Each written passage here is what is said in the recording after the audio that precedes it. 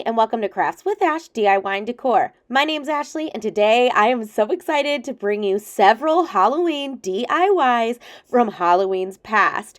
This video is full of great Halloween ideas that I know you're going to love. Now, the footage from these first 5 DIYs, I did have to screen record, including the audio, so if it sounds a little weird to you, that's why. Also, I was almost 9 months pregnant when I was doing the voice recording on that video, so if I sound out of breath, that would explain why.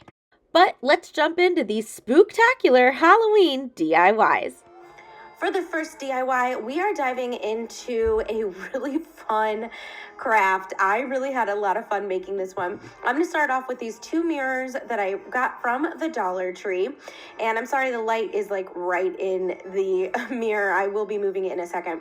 But I really wanted to give it like that foggy, broken glass look, I guess, like just a creepy look.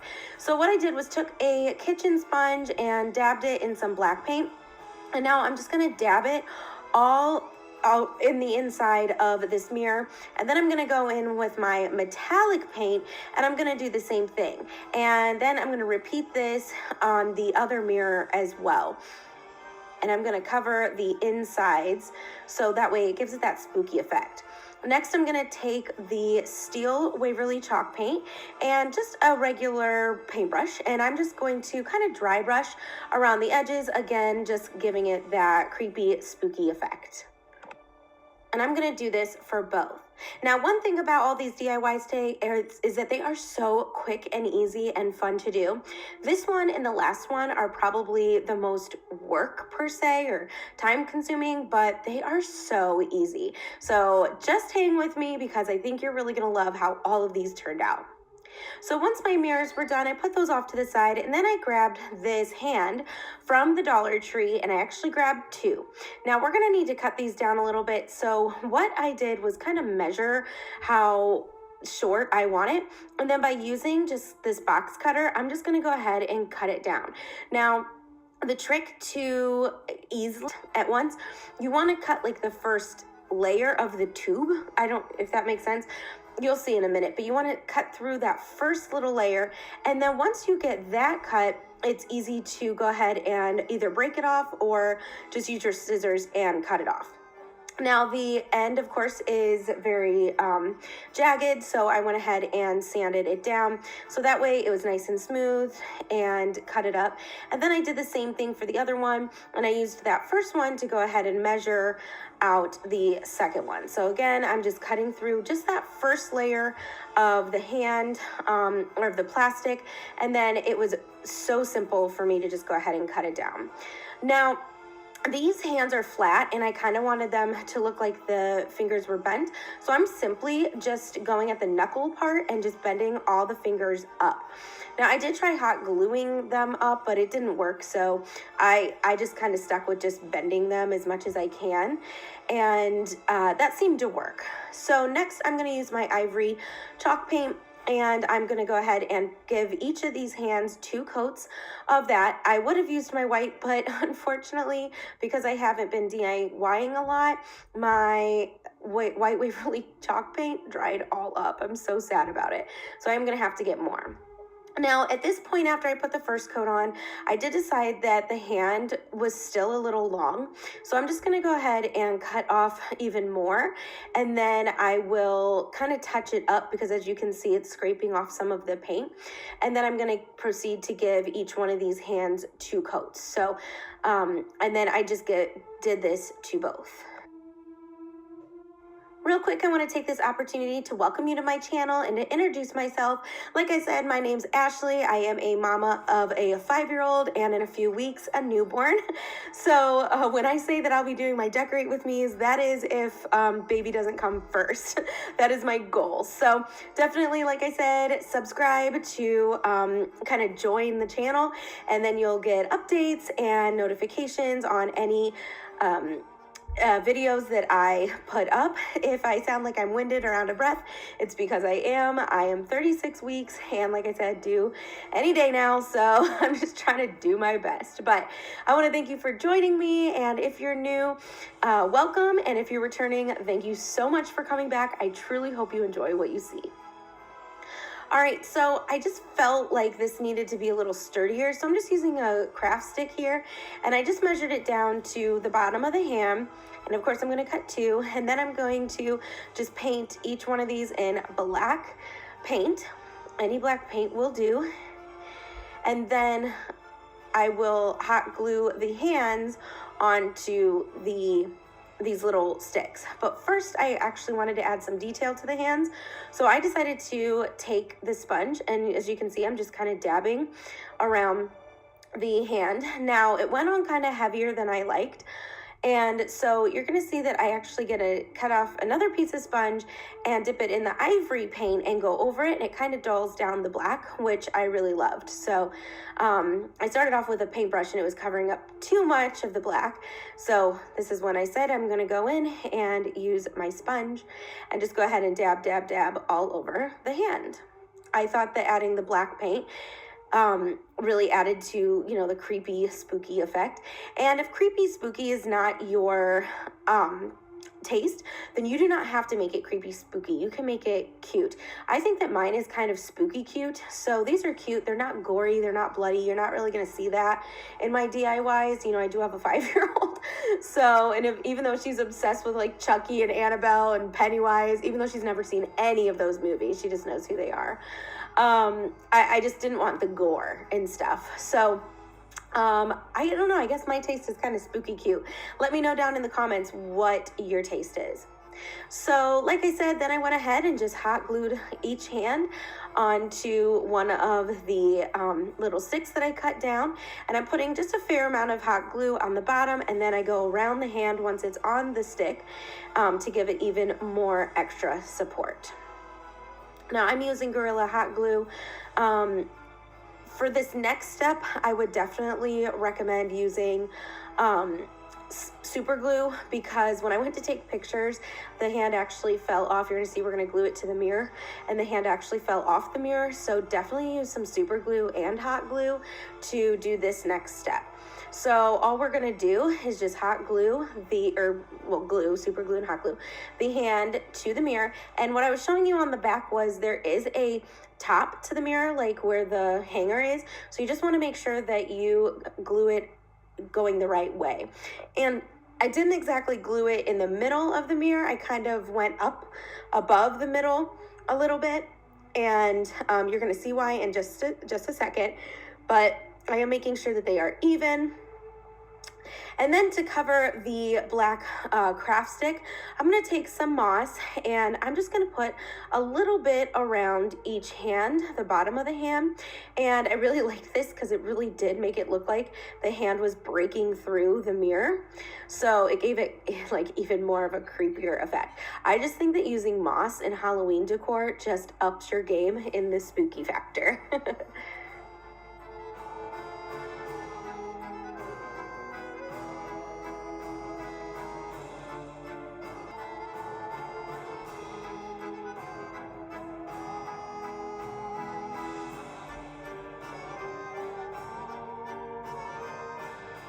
Next, I'm going to put those off to the side and grab these 2 lanterns that I picked up from the Dollar Tree.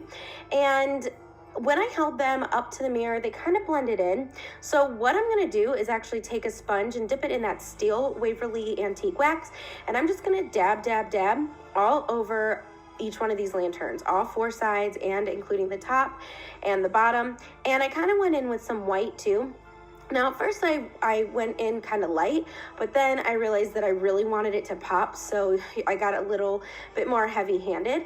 So I really loved the effect that this gave too. I feel like doing this effect really adds to the spookiness as well. All right, so then that completes this first DIY, and the point is to hang the lantern from the hand and hang the hand from your wall. And you're gonna see this displayed at the end in the final reveal. All right, this next one is so easy. Don't blink, you might miss it. I picked up this bucket from the Dollar Tree and this cup. Now, I took the lid off the cup, but keep that handy because we are going to use it. And I loved this little skull. This is the silver one. They have like black ones as well. So now I just cut down a piece of popsicle stick to just give it a little bit more hold there, something to hold, you know, to glue on. Then I glued that on top of this little skull. Now I'm going to just use the lid from the bucket, and I'm going to flip it in the middle, flip it upside down, and I'm gonna make this into a little riser. Now for this, I am just using hot glue. Seems to be holding up okay. You can use super glue if you want, but this did the trick to me, or for me. So next, again, I'm gonna go in with that sponge and that steel Waverly chalk paint, and I'm just gonna go ahead and just spook it up a little bit by dabbing around the edges of the tray.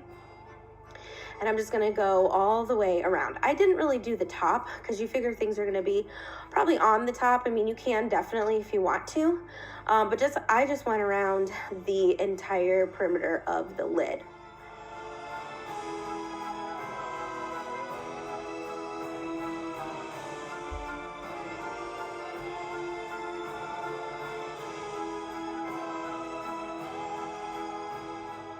Then I decided that the skull was actually a little too shiny because you can see the lid is kind of a dull black. So I just took that sponge, dipped it in some black paint, and I'm just going to dab, dab, dab all over the skull. And this is really gonna dull down the shininess, plus again, add that spooky effect. And I really love how this turned out. All right, we're gonna make another one, but on a smaller scale. So I picked this up from the Dollar Tree as well. And this is glass and, well, or porcelain or something. I don't know. It's breakable. And then I picked up this mirror from the Dollar Tree too. And I'm going to do the same thing by just using some hot glue. I'm going to hot glue this mirror on top of this skull. Now they did have white skulls there as well. And I think maybe a plain black. You can see that one is, what is the word I'm looking for? It has like all the different colors. I know it. I forget. But I just went ahead and hot glued the two together. And then I'm gonna do the same thing that I did in the first DIY, and I'm gonna dab my black paint all over the mirror. Again, I'm sorry, this is right in the light. I didn't realize that when I was recording. I know it's kind of blinding right now, but hopefully me painting over it kind of dulls it down. But I did just kind of combine black paint, silver paint, and I'm just gonna dab, dab, dab. And then I did paint the edges of the mirror in black. And then that was it to this one. That one was super, super easy. How cute is that? Cute candle holder. All right, for this next DIY, this one's super easy as well. You're gonna wanna take a piece of plastic or wax paper or parchment paper and lay it down, and then you're just gonna wanna put a huge glob of hot glue on your surface, whatever you're using, wax paper, plastic. This is plastic. This is actually the cover of one of my cutting mats from my Cricut, and it's an old one, so I just had it lying around. But as you can see, I'm just kind of doing like a big glob of hot glue, and I'm filling it in. So last year I made an Apothecary display, and I plan to do the same thing on my hutch this year in my dining room. So I thought I'd make this DIY to go along with it. I do plan on making some other little DIYs to go on the Apothecary, but I don't know. I'm gonna have to see how I feel and see what happens in the next couple weeks. But I just thought that this would be fun, and I think that once it's displayed in the Apothecary, it's gonna look super cool. But there, as you can see, I just have a big glob of hot glue. Next, I found this bottle at the Dollar Tree, and I'm gonna go ahead and remove the sticker at the bottom. For some reason, I didn't remove it all at once. I will go back and do that in a minute, but what I wanted to do was to paint the inside. Now this you could probably skip because I ended up going through and painting just the entire thing, which you'll see in a sec. But this is Mod Podge right here, and I'm kind of just putting it around the inside of my bottle the best I can. I mean, you're not going to get it completely covered, and mine was kind of drying up, so that's why I had to go in with a paintbrush and not just pour it in there. But now, once I feel like I have enough, I'm going to take this lime green acrylic paint, and I'm just going to pour a bunch in there. And I'm going to take that same paintbrush, and I'm going to put it in my bottle and just kind of mix it around and put it up, basically paint it on the sides. So the reason I used the Mod Podge was so it kind of acted like well, it is a glue, but so it would glue the paint, I guess, to the sides, and that way you don't have to fill your entire bottle with paint and waste all that paint. So I'm kind of just testing it here, and I'm, you know, just kind of, I don't know, I'm trying to do the best I can. As you can see, it's kind of messy, so I'm going to bring back my plastic. And then I just decided to let it sit upside down for a little bit to really let that paint flow through the bottle. Now, by this time, my glue blob, whatever, is dry. So I'm going to go ahead and paint that with this lime green paint as well. And I did end up giving it a few coats. I just, you know, used what was pouring out of my bottle, which you'll see in just a second.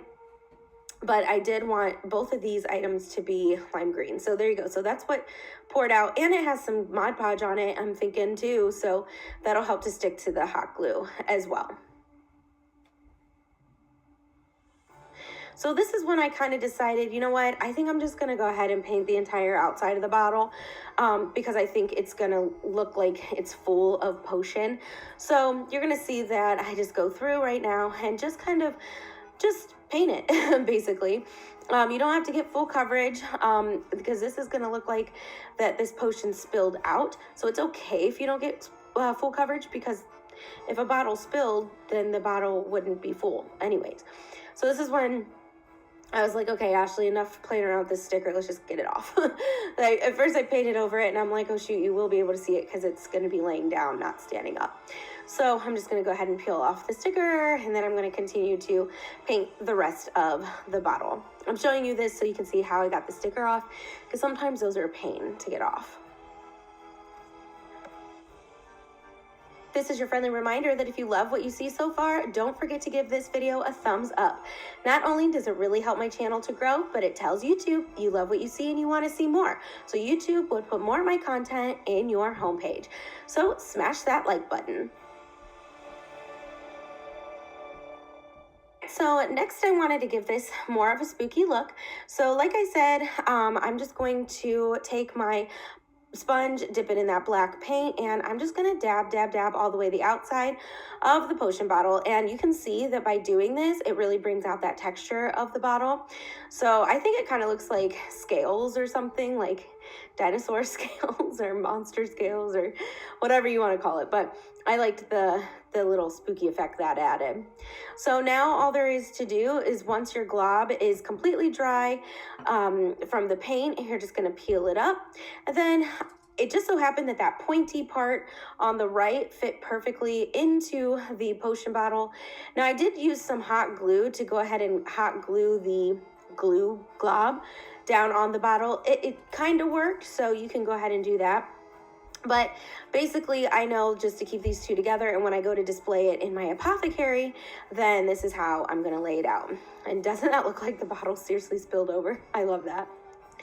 All right, so these next few items I'm going to show you. I picked up this cone set from the Dollar Tree, and I'm going to go ahead and cut them apart. We're going to use one for this next DIY. And then I picked up this set of burner covers from the Dollar Tree as well.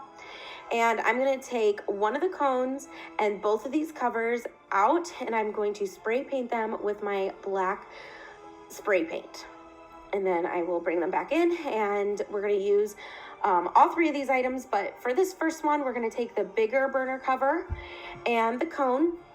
And then this is where I have my super glue. I picked this up from Dollar General, but Dollar Tree has it too. So I'm going to use my super glue and hot glue to go ahead and glue this cone in the middle of the burner cover. And again, I'm using the hot glue as well. I thought it would be really fun. Of course, you can't have Halloween without candy. So I thought it'd be fun to make a cute little candy dish that looked like a witch hat. So I'm just going to go ahead and glue that in the middle. And then I'm going to take this ribbon that I picked up from Hobby Lobby a few years ago, and I'm going to hot glue that around the bottom. Now, because this is a cone, it did not lay perfectly round, I guess you want to say. So it did kind of like pucker up a little bit. So I did have to go through and kind of hot glue the top down, and it still did not lay perfectly. But you know what? It's okay, because by the time you put the candy in this, you can't even really see the ribbon. So you could even skip this if you wanted to. I mean, you know, do you do you, boo. Do whatever you like. It was just, as you can see, it's not going around. Now this fell off because I did not give this time to dry, the super glue.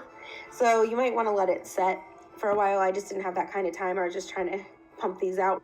I love this candy corn ribbon, and hello, how perfect for a candy dish, right? Candy corn. So now I'm just kind of trimming it up a little bit. I'm gonna hot glue the ends down. Then, like I said, I had to go through and kind of hot glue the tops. And I tried to take some twine and cover up like the top of it, but honestly it didn't work. So I just thought, you know what, less is more, and I'm just gonna keep it the way it is. So I did feel like I wanted to add some accessories to this, so I'm gonna go ahead and take one of these bats from the Dollar Tree, and it did have a clip on the back, so I did have to take it off, and I'm gonna hot glue that onto one side of my witch hat where the two ends of the ribbon came together. And then I have this spider that I'm gonna go ahead and hot glue towards the top. That way, no matter how you look at this, there's something on all sides. So it's kind of like a round piece. So, and then that's all I wanted to add to this, because like I said, once you add the candy, it makes the whole thing, which you'll see at the end. All right, for my last DIY, this one is probably one of my favorites. So this is the smaller burner cover that I went ahead and spray painted with black paint. And I'm just gonna take this moss, and the amount of moss I had left in my bag was the perfect amount. So I'm gonna go ahead and take this basket, wire basket, of course, from the Dollar Tree, and it's already black. And once I stuck it, it was a perfect fit. I mean, look at that. I could pick it up from the basket, and the burner cover was stuck on there. So now I'm going to take that lid from the skeleton cup. Remember, I said to keep it by because we are going to use it. I'm going to hot glue it to the top of this basket. We're going to make kind of like a cage, like a bird cage. So I just use hot glue, and then as you can see, I flipped it under, and I'm adding hot glue to reinforce it as well. And now I needed to go ahead and age this. So I dipped my sponge in my silver, or that steel Waverly chalk paint, and I'm just gonna dab over it. It didn't add a lot, so you're gonna see, I think I kept the footage in there where I just actually took a paintbrush and I just literally painted over it. But I did make sure to get the top. Then I also am going to use this chain, but the problem is that I really had no place to put it. Like, it just wasn't going to lay right. So I took a zip tie, and I'm going to feed it through the top and then pull it through the underneath. And you want to make sure, obviously, it goes through some of the wires so it has something to attach to. And now when I pulled it all the way down, it came through. So you just want to make sure that your loop is up through the hole. I hope this is all making sense. And then you're going to tighten it. So I didn't obviously like the clear color. They do have black ones, I just don't have any. So I just painted it black, easy peasy. So that way it all matched. Now once that dried, now I can go ahead and loop it through the chain. And now I'm going to, okay, so I looped it through. Now I'm going to pull the zip tie so that it's tight, and now I'm going to tighten it from the bottom. Now I did take some hot glue and hot glue the bottom of that first little chain link to the bottle cap, to the cap, so that way it gave it even more reinforcement. So that really seemed to help. I feel like if I hung this, it would stay on. So now I'm going to take this bird thing that I also got from the Dollar Tree, and it was a little too tall. So I'm just going to go ahead and cut off the feet, and like right where the knee, I guess, would be. And then the tail was kind of long as well. So I'm going to go ahead and cut that down too. Now, typically I paint these because I don't like this color, but if I would have painted this black or something, it would have blended too much in. So I kept this the way it was because I wanted it to stick out. Now, the only thing I did do was take some black paint and I painted the inside of his eyes, which I thought looked really cool. So now I'm just kind of playing with it and kind of seeing how I want to arrange it. And I did want the wings to kind of be spread out like that. So I just hot glued it in places where that was going to, you know, make it look like the wings were spread out. And then this is where I painted the inside of his eyes. And doesn't that right there just added so much, I feel like. I was going to go through and kind of dry brush some black over it. And I'm like, I'm good. So then I just arranged him and put him back into the cage. And that was it. And that's how that bird cage came out. So now that all my DIYs are complete, it's time for the final reveal. What do you think?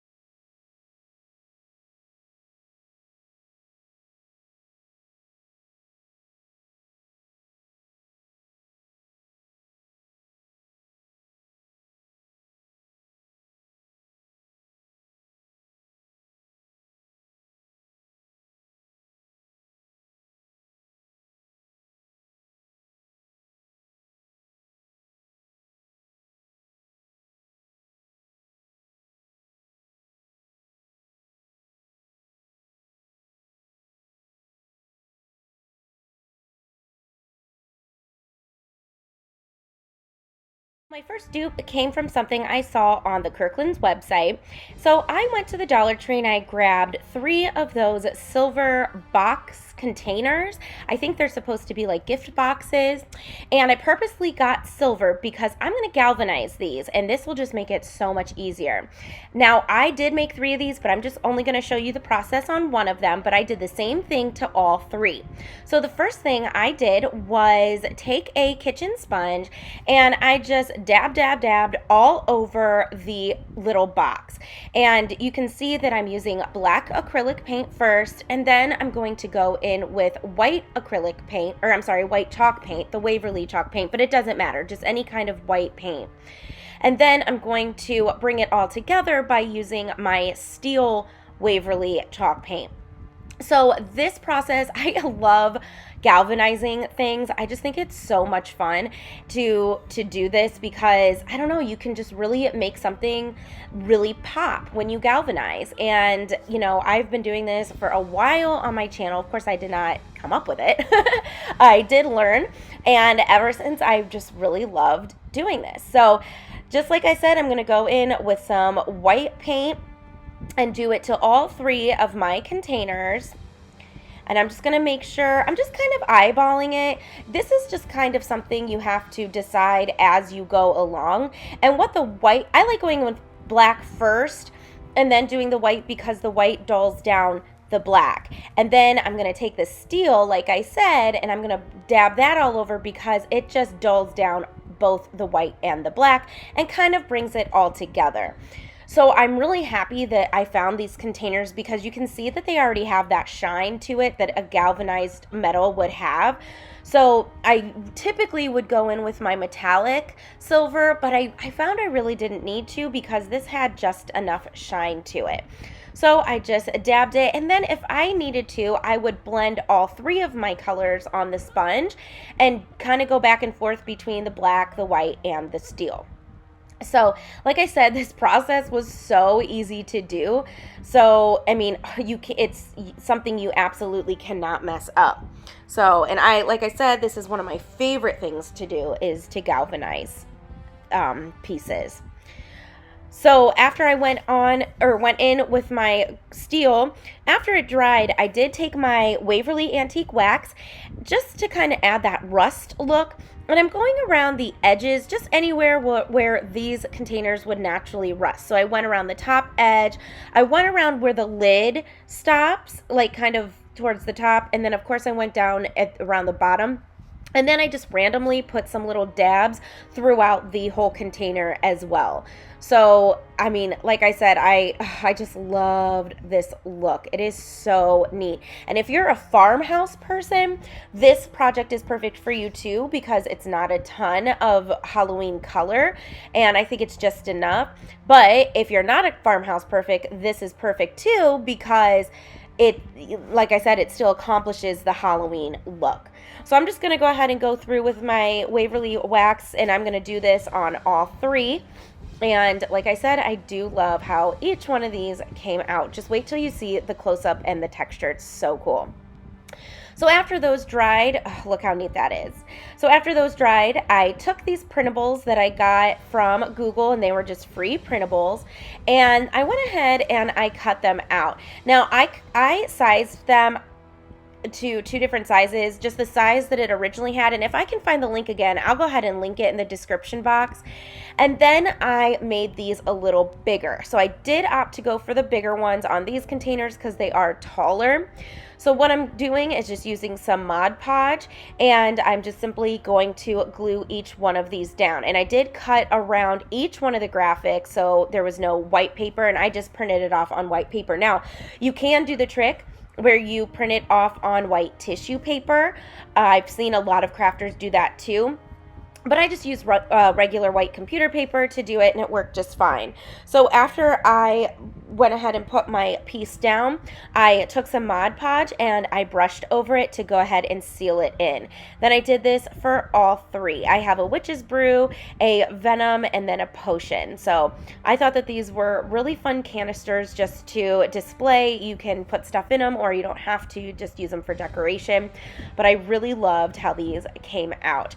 So after I had them all glued on, I took that sponge again, and I'm just going to dab my Waverly Antique wax around the edges, and you can see that I'm using my finger to kind of blend it in, and this just gave it that rustic look around, and I think that this really completed this and brought it all together. So I, like I said, loved how these came out. You can use them for decoration, or you can actually use them for storage. These might be cool to put on a coffee bar, and you could put your K-cups or your sugar packets or tea bags in them. And but yeah, I just think that these came out so fun. So I'm just gonna finish off putting my wax all over it, and I love that rust look. And then after I was done dabbing, these little canisters are done. Here's the one from the Kirkland's website. $20.99, not bad, but if you see, it's no longer available online. Now, of course, I couldn't find the exact printables or the graphics that they used, but I think mine came out pretty cute. What do you think?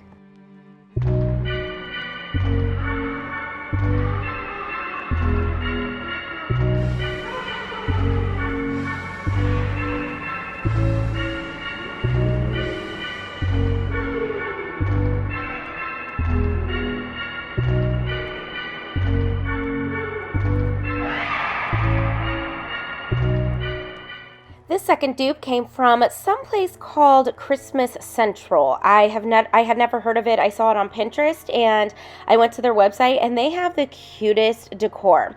Obviously, they have Halloween decor as well. But to start off, I'm going to start off with this jack-o'-lantern that has the cutouts, and I'm going to give it a really good coat of pumpkin orange apple barrel paint. And I am going to paint the whole thing. I did not worry about the back, though. Then I'm going to take this cookie sheet, and I'm simply going to cut the inside of my cookie sheet out, so I'm just left with the middle of it. So I'm just going to cut around it just so I have that to work with. Again, these cookie sheets you can get from the Dollar Tree, and they do come in a 2-pack. And I use these a lot more than I thought, and of course not ever for baking.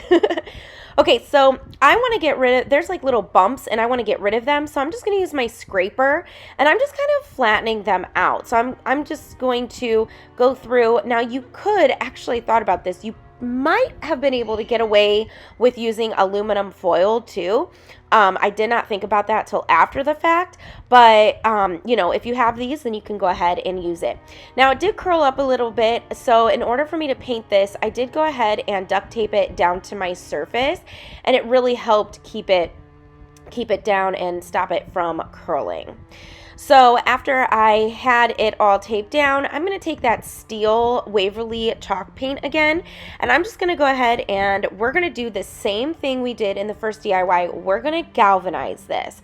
So again, I'm just going to dab my steel paint all over this just to kind of dull down the shiny, but I'm not going to cover the whole thing up. I'm just going to, you know, dab in random places. Real quick, I want to take this opportunity to welcome you to my YouTube channel. If you're new here, thank you so much for choosing to stop by today. I hope you stick around with me for a while and join my crafting community by hitting that subscribe button. I am almost to 10,000 subscribers, and when I get there, I'm going to be doing a giveaway, so you are definitely going to want to be subscribed and hit the notification bell so you can be informed when that giveaway is going to be. If you're returning, you already know I love you so much and I appreciate all of you. Without all of you, I would not have almost 10,000 subscribers. So thank you so much. And again, I love reading your comments. Please keep commenting. Please liking. It really is helping my channel to grow, and I could not be happier. So thank you so much for all of your love and support. So after I went in with the steel, I'm going to go over it with the black acrylic paint and then the white. And then I'm going to go over it one more time with that steel just to kind of bring it all together. And look at that. I mean, I just love how that looks. I love the galvanized look, like I said. Then I'm going to go in and I'm going to go in with the Waverly Antique Wax and go ahead and just do random places of that. Now, you don't have to worry about the edges of this because we're not going to be actually using the edges. We're just going to use the middle. I just needed a sheet to use. So don't worry about the edges. Just pay attention to the middle. Okay, so after that's dry, I'm going to take my piece and I'm going to fold it like you did in first grade to make a fan. So I don't know what it's called, but I'm just going to call it fan fold it. So I'm just going back and forth and folding it. And that way it creates that fan look. So then I'm going to spread it out, and now I'm going to take my pumpkin and I'm just going to kind of rough trace around it. So it's not perfect, but I'm just kind of using it as a guide. Then I'm going to go ahead and cut that down so this piece fits behind the eyes, the nose, and the mouth. So this project was super easy to do too. One thing about all these dupes is that they were very simple to put together. All right, so now I'm going to go ahead and just use some hot glue, and I'm going to hot glue the piece of metal or aluminum to the back of my jack-o'-lantern, and make sure that it's adhered really well. I'm going to go in with some hot glue, kind of tack it down more, and look how cool that looks already. I love that. All right, so the original piece from Christmas Central had like little dabs of gray in it. Personally, would not have added this, but for the sake of the dupe, I'm going to go ahead and put it on. So I am just taking the little flat side of my makeup sponge, dipping it in that steel, just making like one little boop down, and then using my finger to brush it. Now, like I said, I really didn't like that look, so I went ahead and added some Waverly Antique Wax around the edges just to add my own little touch to that. Now, I might go back and paint over the steel, but once you see what I did, I mean, I guess it kind of just blends in, but I'm going to go ahead and go over the edges, and then I'm going to go around the eyes, the nose, and the mouth as well. So this kind of added just like a little spooky touch, and this was not on the original dupe, but I don't know, I just felt like it needed something else, so I opted to add it. I did go a little darker on the stem as well. And then I kind of just randomly dabbed in the middle of my jack-o'-lantern to kind of add that rust and make it look old and antique. Okay, so next I'm going to take some raffia and I'm just going to make a bow. And then you can see off to the side there I have a silver little star. That came off of something from 4th of July, and I just added some antique wax to it to kind of dull down the shininess. The original piece had a star on it, so that's the only reason why I'm adding it. I don't think I would have if it didn't. But what I did was just hot glue that raffia to the bottom of the stem, and now I'm just going to simply hot glue the star on top of the raffia. I'm going to cut down my raffia tails, and then that was pretty much it. That completed this dupe. Even though, you know, it would not have been my first choice to put the steel on, I liked how it came out. Here it is on the Christmas Central website for $53. And I mean, I think that is adorable. I loved it. But here's mine. What do you think?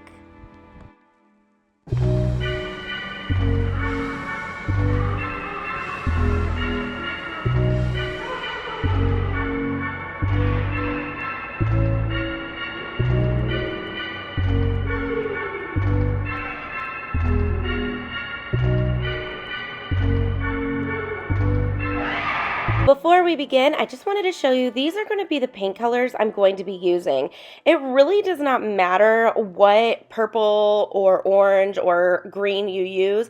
I just wanted to give you an overview of the colors I will be using today. And because I like my tier trays to be all cohesive, I'm going to follow those colors plus black throughout this entire video. So for my first DIY, of course, we need a beaded garland. So I grabbed the pack of colored beads from the Dollar Tree, and I picked out the largest orange and the largest purple, and I got 5 of each.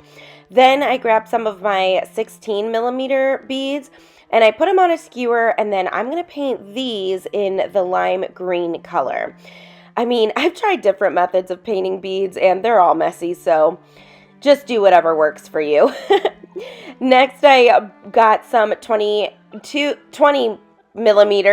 beads, and I painted those black. And again, I'm doing 5 of each size bead and color. Then I took some orange twine, and I'm just going to add a little hot glue to the end to make it a little bit pointier and help me bead all my beads through. And then I'm just going to start putting my beads on. And the pattern I followed was purple, lime green, black, orange, and then an eyeball. So I got this eyeball out of a pack of big eyeballs, and I'm just going to use my hot glue gun to melt a hole. Now I'm not putting any hot glue in there. I'm just simply using the heat from the hot glue gun to make a hole. And of course I need one on either side. And I just kind of test it and just kind of see how, you know, how big my hole has to be. So once I get my hole big enough, I'm just going to thread it through and pull it out the other side, and now we have this really cool eyeball. So then I just continue with my pattern, and I do this until all of my beads are used, and I do continue with the eyeballs as well. So in the end, you should have 5 of each color bead and then 5 eyeballs. So I'm just going to continue to make my holes and to get all of the beads and eyeballs on. Next, I took this green twine and orange twine, and I'm wrapping it around my finger several times. I didn't count, but you can just do it until you feel like it's good enough.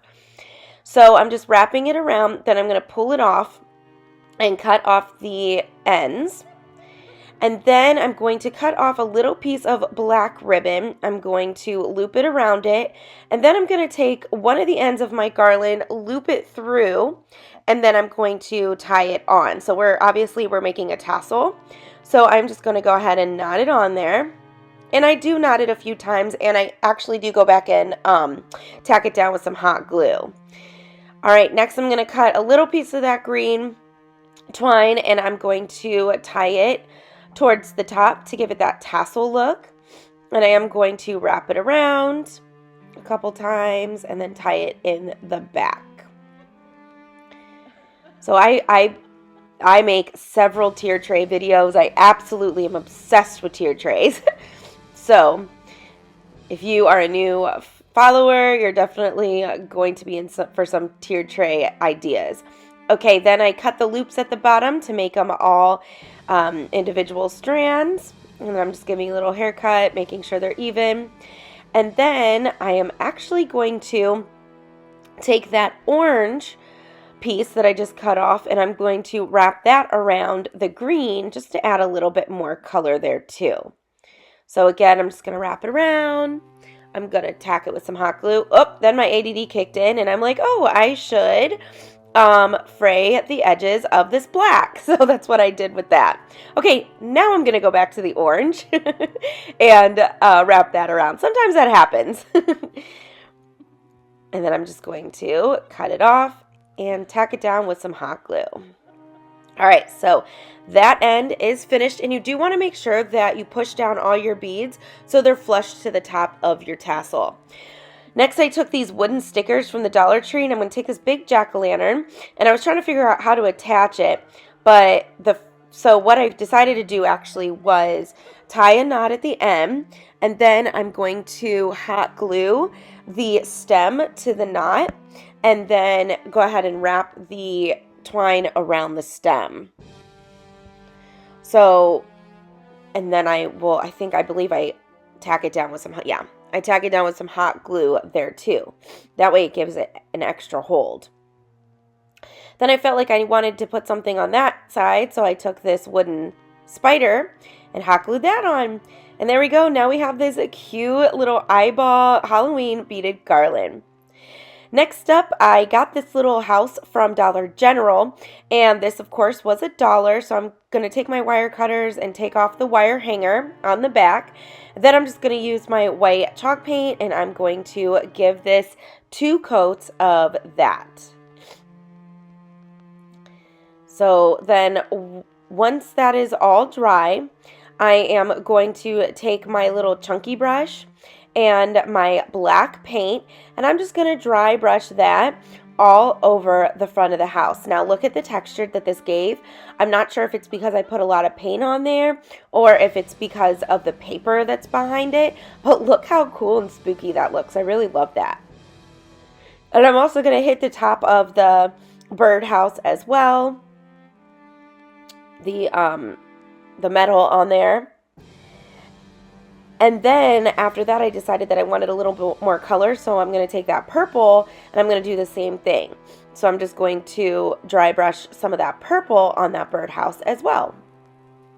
Real quick, I want to take this opportunity to welcome you to my YouTube channel. If you're new here, thank you so much for choosing to stop by. I truly hope that you love what you see today and you choose to stick with me by subscribing to my channel. If you're returning, you know I love you and I love all of your support and I appreciate it so much. So thank you so much for coming back. So I'm just going to go ahead and blend in the black and the purple. I'm just going back and forth. Next, I cut out these words from my Cricut, Home Sweet Haunted Home, and I'm going to take this regular size popsicle stick and I'm going to cut the rounded edges off. Then I'm just going to take my scissors and just kind of rough up the edges a little bit and just make it look jagged. So I'm just kind of going in triangle shapes, if that makes sense, and I'm just going back and forth. And I'm going to do this on both ends. I really thought that this added such a cool look to this craft stick. So I did it on both sides. And that's where we're going to put the word haunted. So then after I did the cutting on this side, we are going to paint that black. So I'm just going to finish up with the making it all rough and, you know, spooky looking. And now we're going to paint it black. Now I did a little bit more than dry brushing, but if some of the wood from underneath came through, that was okay. I was okay with that.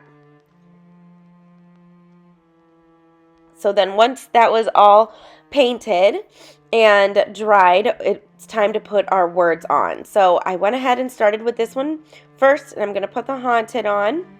If you don't have a Cricut, that's okay. You can use rub-on transfers, you can use stickers, you can use stencils, anything you have. And then I'm going to lay out my other words. So I did kind of do this kind of like topsy-turvy, so they're not all in one straight line going down. So I just rubbed on the home, and now I'm going to do the sweet. And of course I have to fix it. Okay. Okay, now I'm going to rub on the sweet. I'm just trying to get my positioning figured out here. Rub it on. There we go. And then I'm going to hot glue the Haunted on. And again, I'm trying to figure out which way I want this to go. And again, none of this is straight because on purpose. I want it to look creepy. And then I'm going to do home at the bottom. Look how cute that looks so far. Ooh, I love this one. Okay, so I'm going to go ahead and peel that off. And then I felt like it needed some accessories, of course. So I'm going to take this little jack-o'-lantern and I'm going to hot glue this to the bottom right corner of my little house. And then I'm going to hot glue this spider on the top of the house. There we go. So cute. And I'm just adding glue wherever the spider touches the top. There we go. Then we are going to have to make a stand for this. So I'm going to take 2 tumbling tower blocks and I'm going to hot glue them together. And then I'm going to hot glue those to the back of my house. Now, the trick to this is that you want to stand it up. You want to lean it back a little bit so it naturally just leans. And that way it stands up. And then I just went ahead and painted those blocks with the black paint. And I thought this came out super cute. You're going to have to wait till the end to see the final reveal of all of my DIYs today. Okay, next up, I took this hanging sign that, of course, I got from the Dollar Tree. And we're going to use that RIP, the rip at the bottom there. And I'm going to give this one good coat of my steel chalk paint from Waverly. I'm going to cover the entire thing and the edges as well. So once that dries, I'm going to make this look like concrete. So I went ahead and put some Mod Podge in a cup. I put some baking soda in, and then I put some black paint in, and I'm just going to mix it up. Now, this is kind of trial and error. You just have to add and keep adding baking soda until you have the texture that you want. So I just kept adding and stirring, and I did add quite a bit of baking soda. So again, I'm going for cement, so you just want I can't even think of the word. You just want to add enough to get the heaviness that you want, I guess. And then you want to dab this on your little headstone. You don't want to paint it on, you're dabbing it, just like I am right here. And the texture on this is amazing. It is so cool. You'll see. And once it dries, it even more so comes out. It's really neat. So then, after I got that all painted, I took 3 tumbling tower blocks and I hot glued them together. And then I'm going to do the same thing, and I'm going to add that mixture to those tumbling tower blocks as well. Ooh, sorry, I sound like I'm sick. I'm really not. It's just my allergies are terrible, especially in the morning, and that's when I'm recording this. Okay, so I'm just dabbing the mixture all over it. And then I'm going to let that dry. Next, I'm going to go in with a sponge, a kitchen sponge, and I'm going to dab some black acrylic paint all over this. And this is what's really going to bring this to life. This dimension right here, oh my gosh, it just makes it look so cool. I wish you could see this in person. But I'm just going to dab that all over, and then I'm going to go in with some white chalk paint. I'm going to do the same thing, and I used the same sponge the entire way through. So I'm going to go in with some white chalk paint, and look at that coloring that it's adding. It really does look like a headstone or concrete. Isn't that neat? So I'm going to add that on, and then I'm actually gonna go in with my silver metallic paint, and this paint I got from Walmart, so I'm gonna add that on there as well. And look at that. Oh, I just love this. This is so cool. So I'm gonna dab that all over, and that that piece right there, the tumbling tower blocks, those are going to be a stand. So this is a standing sign. All right, so next we're going to go ahead and hot glue our little headstone on top of our stand, just like that. And I did have to really reinforce this. What I should have done was probably hot glue this on before I painted it, because once the paint was on, it was kind of hard to get the glue to stick. But if you just use a generous amount of hot glue, you should be good to go. So I'm just reinforcing it with some more hot glue. There we go. And then I did kind of hold it until it's set too. Okay, next I'm going to take more of those little jack-o'-lanterns, and I did dry brush some black acrylic paint on it, and now I'm going to do the same thing to a second one, and I'm just going to hot glue those to the bottom of my little gravestone. And then I forgot that I wanted to add some, oh, no, first I'm going to add this little witch up top. Sorry. You can see that there's a hole, so I really wanted to add something to cover that hole. So I'm going to add that witch, and then I'm going to add some white on top of that because you can see that it kind of blends in. So I am going to go ahead and add the silver and the white just to kind of make it pop a little bit more.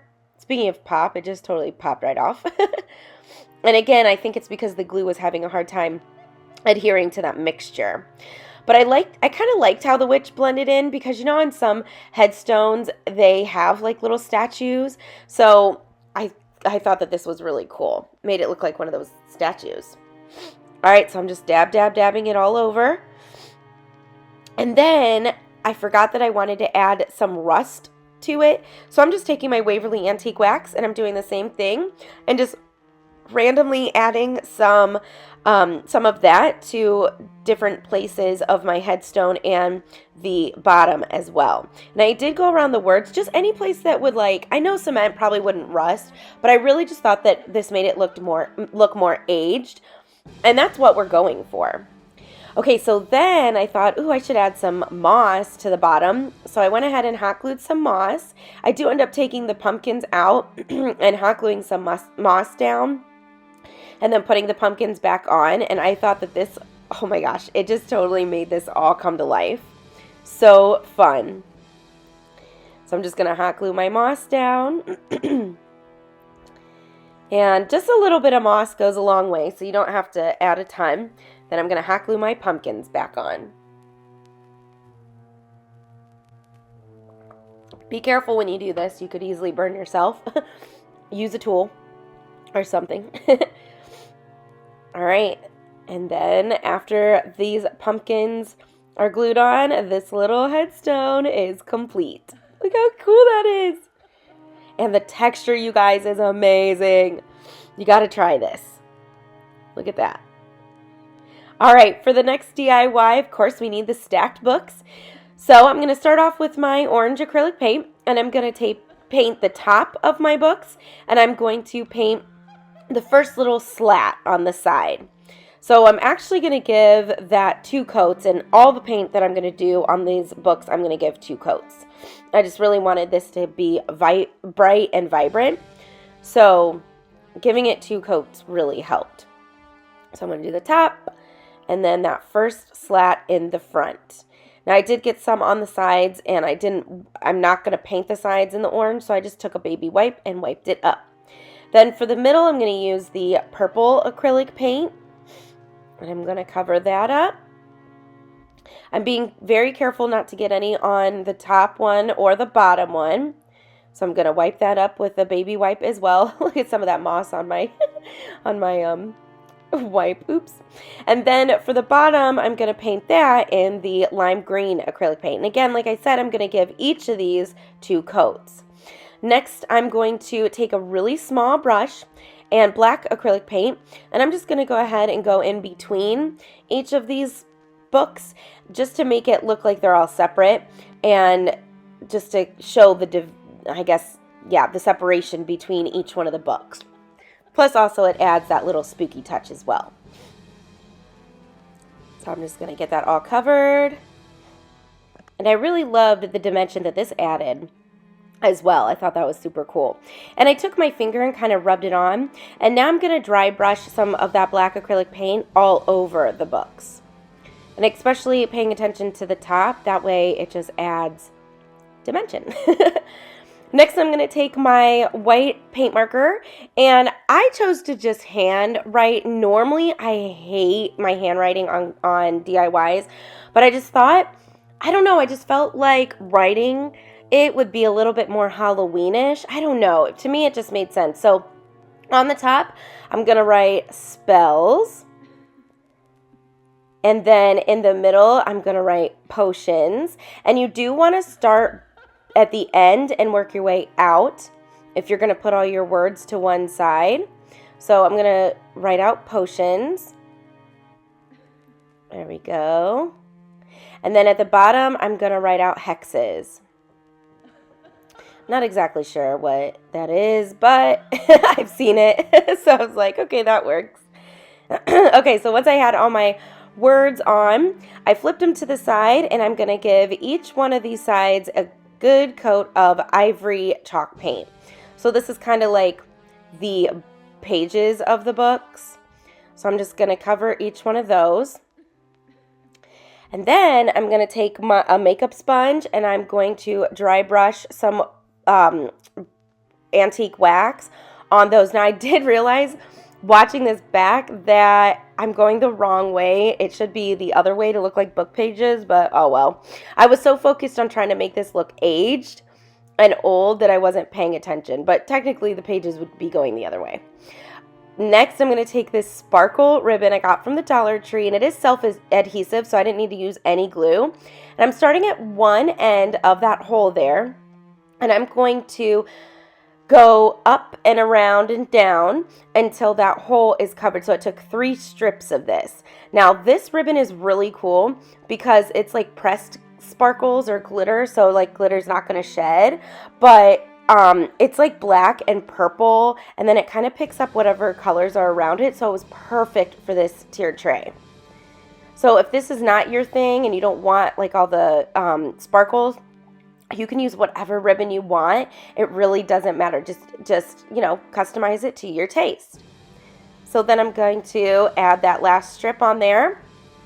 And next I'm going to take this lime green twine, and I'm going to just wrap it around my books. And wrap and wrap and wrap. And this I didn't cut off at the bottom. I just went ahead and just went all the way around. It's not going to affect it standing, you know, or make it wobbly or anything. So I just wrapped it all the way around until I felt like it was good enough, and then I cut it off and hot glued it at the bottom. I really love these Halloween colors, and when I decorate for Halloween, I do all those colors. I can't wait.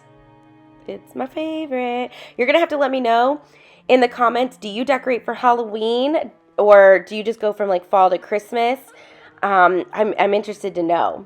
Okay, so to dress this up, I'm going to take some of these black leaves and this purple carnation, I guess, or flower. And this did come off of a Halloween pick. And I'm just going to hot glue those on top. And then I'm going to take these little berries and put those to the side. Now I'm going to kind of speed through this because it was just really trial and error. Like I kept taking things off, putting them on. So I'm just going to kind of let you watch what I'm doing here. So obviously I added one of those eyeballs to the flower, and I thought that was so cool.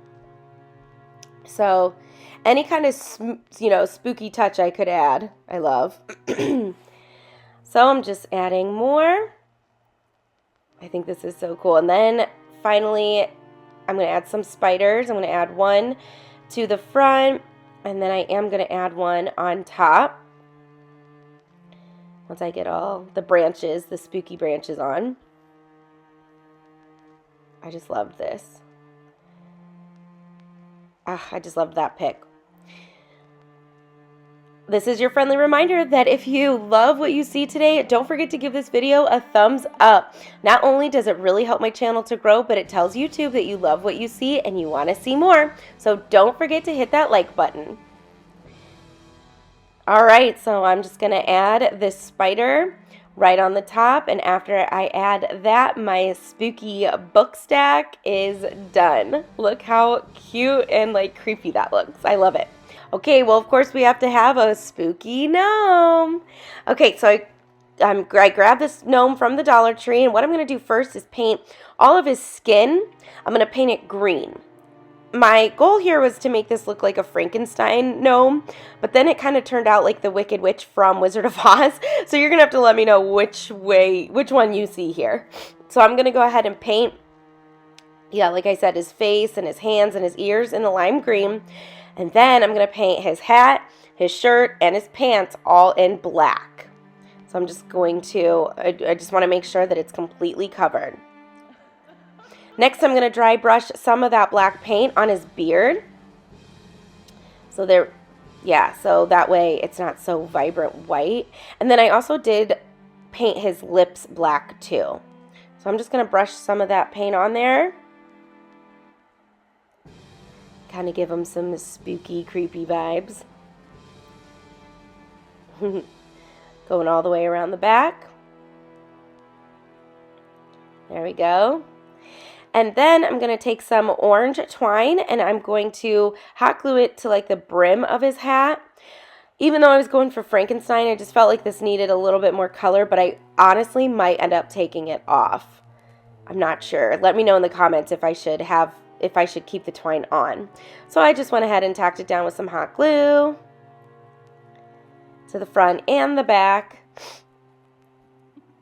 And then I took a skewer and I'm going to cut off a little piece. And these are going to be like those bolts that come out of Frankenstein's neck.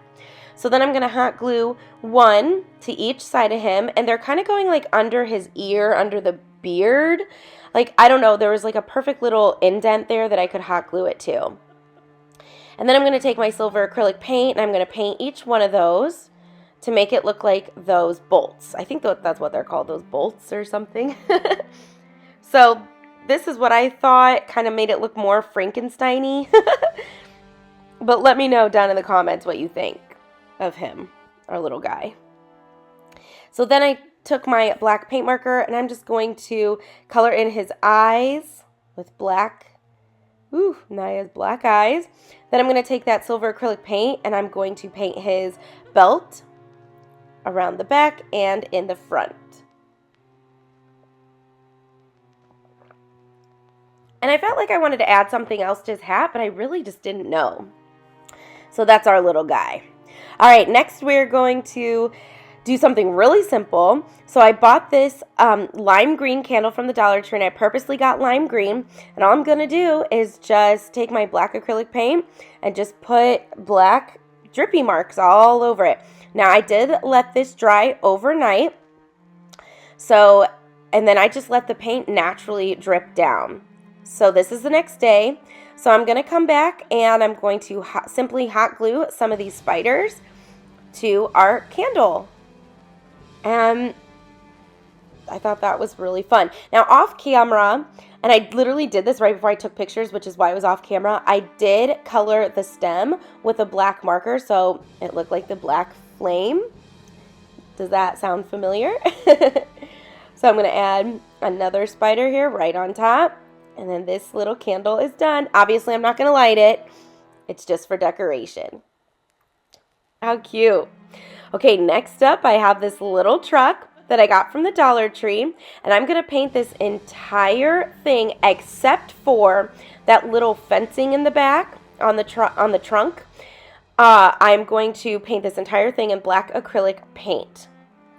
And one coat was good enough. I don't think I needed 2 coats. And I also painted the inside as well.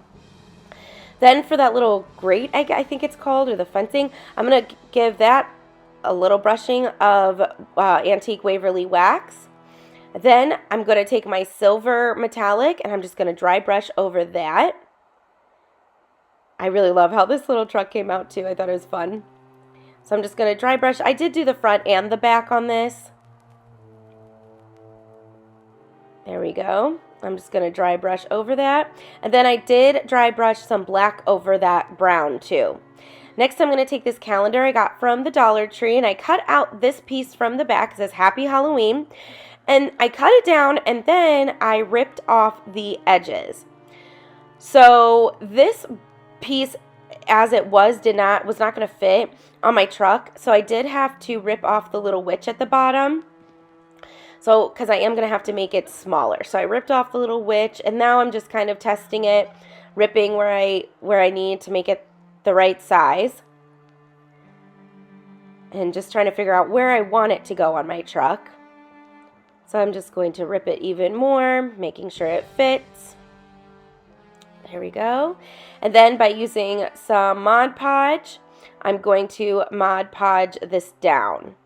So I put some Mod Podge on my truck first, then I'm going to put my little calendar page, and then I'm going to put some Mod Podge on top. So there we go. Ooh, so cute. Okay, so now I'm going to put some Mod Podge on top. And then I actually took my black acrylic paint, and I'm going to dry brush some of that over this sign too, so it kind of blends in with the black truck. So there I'm just going through, and I'm going to use my finger to rub it all in.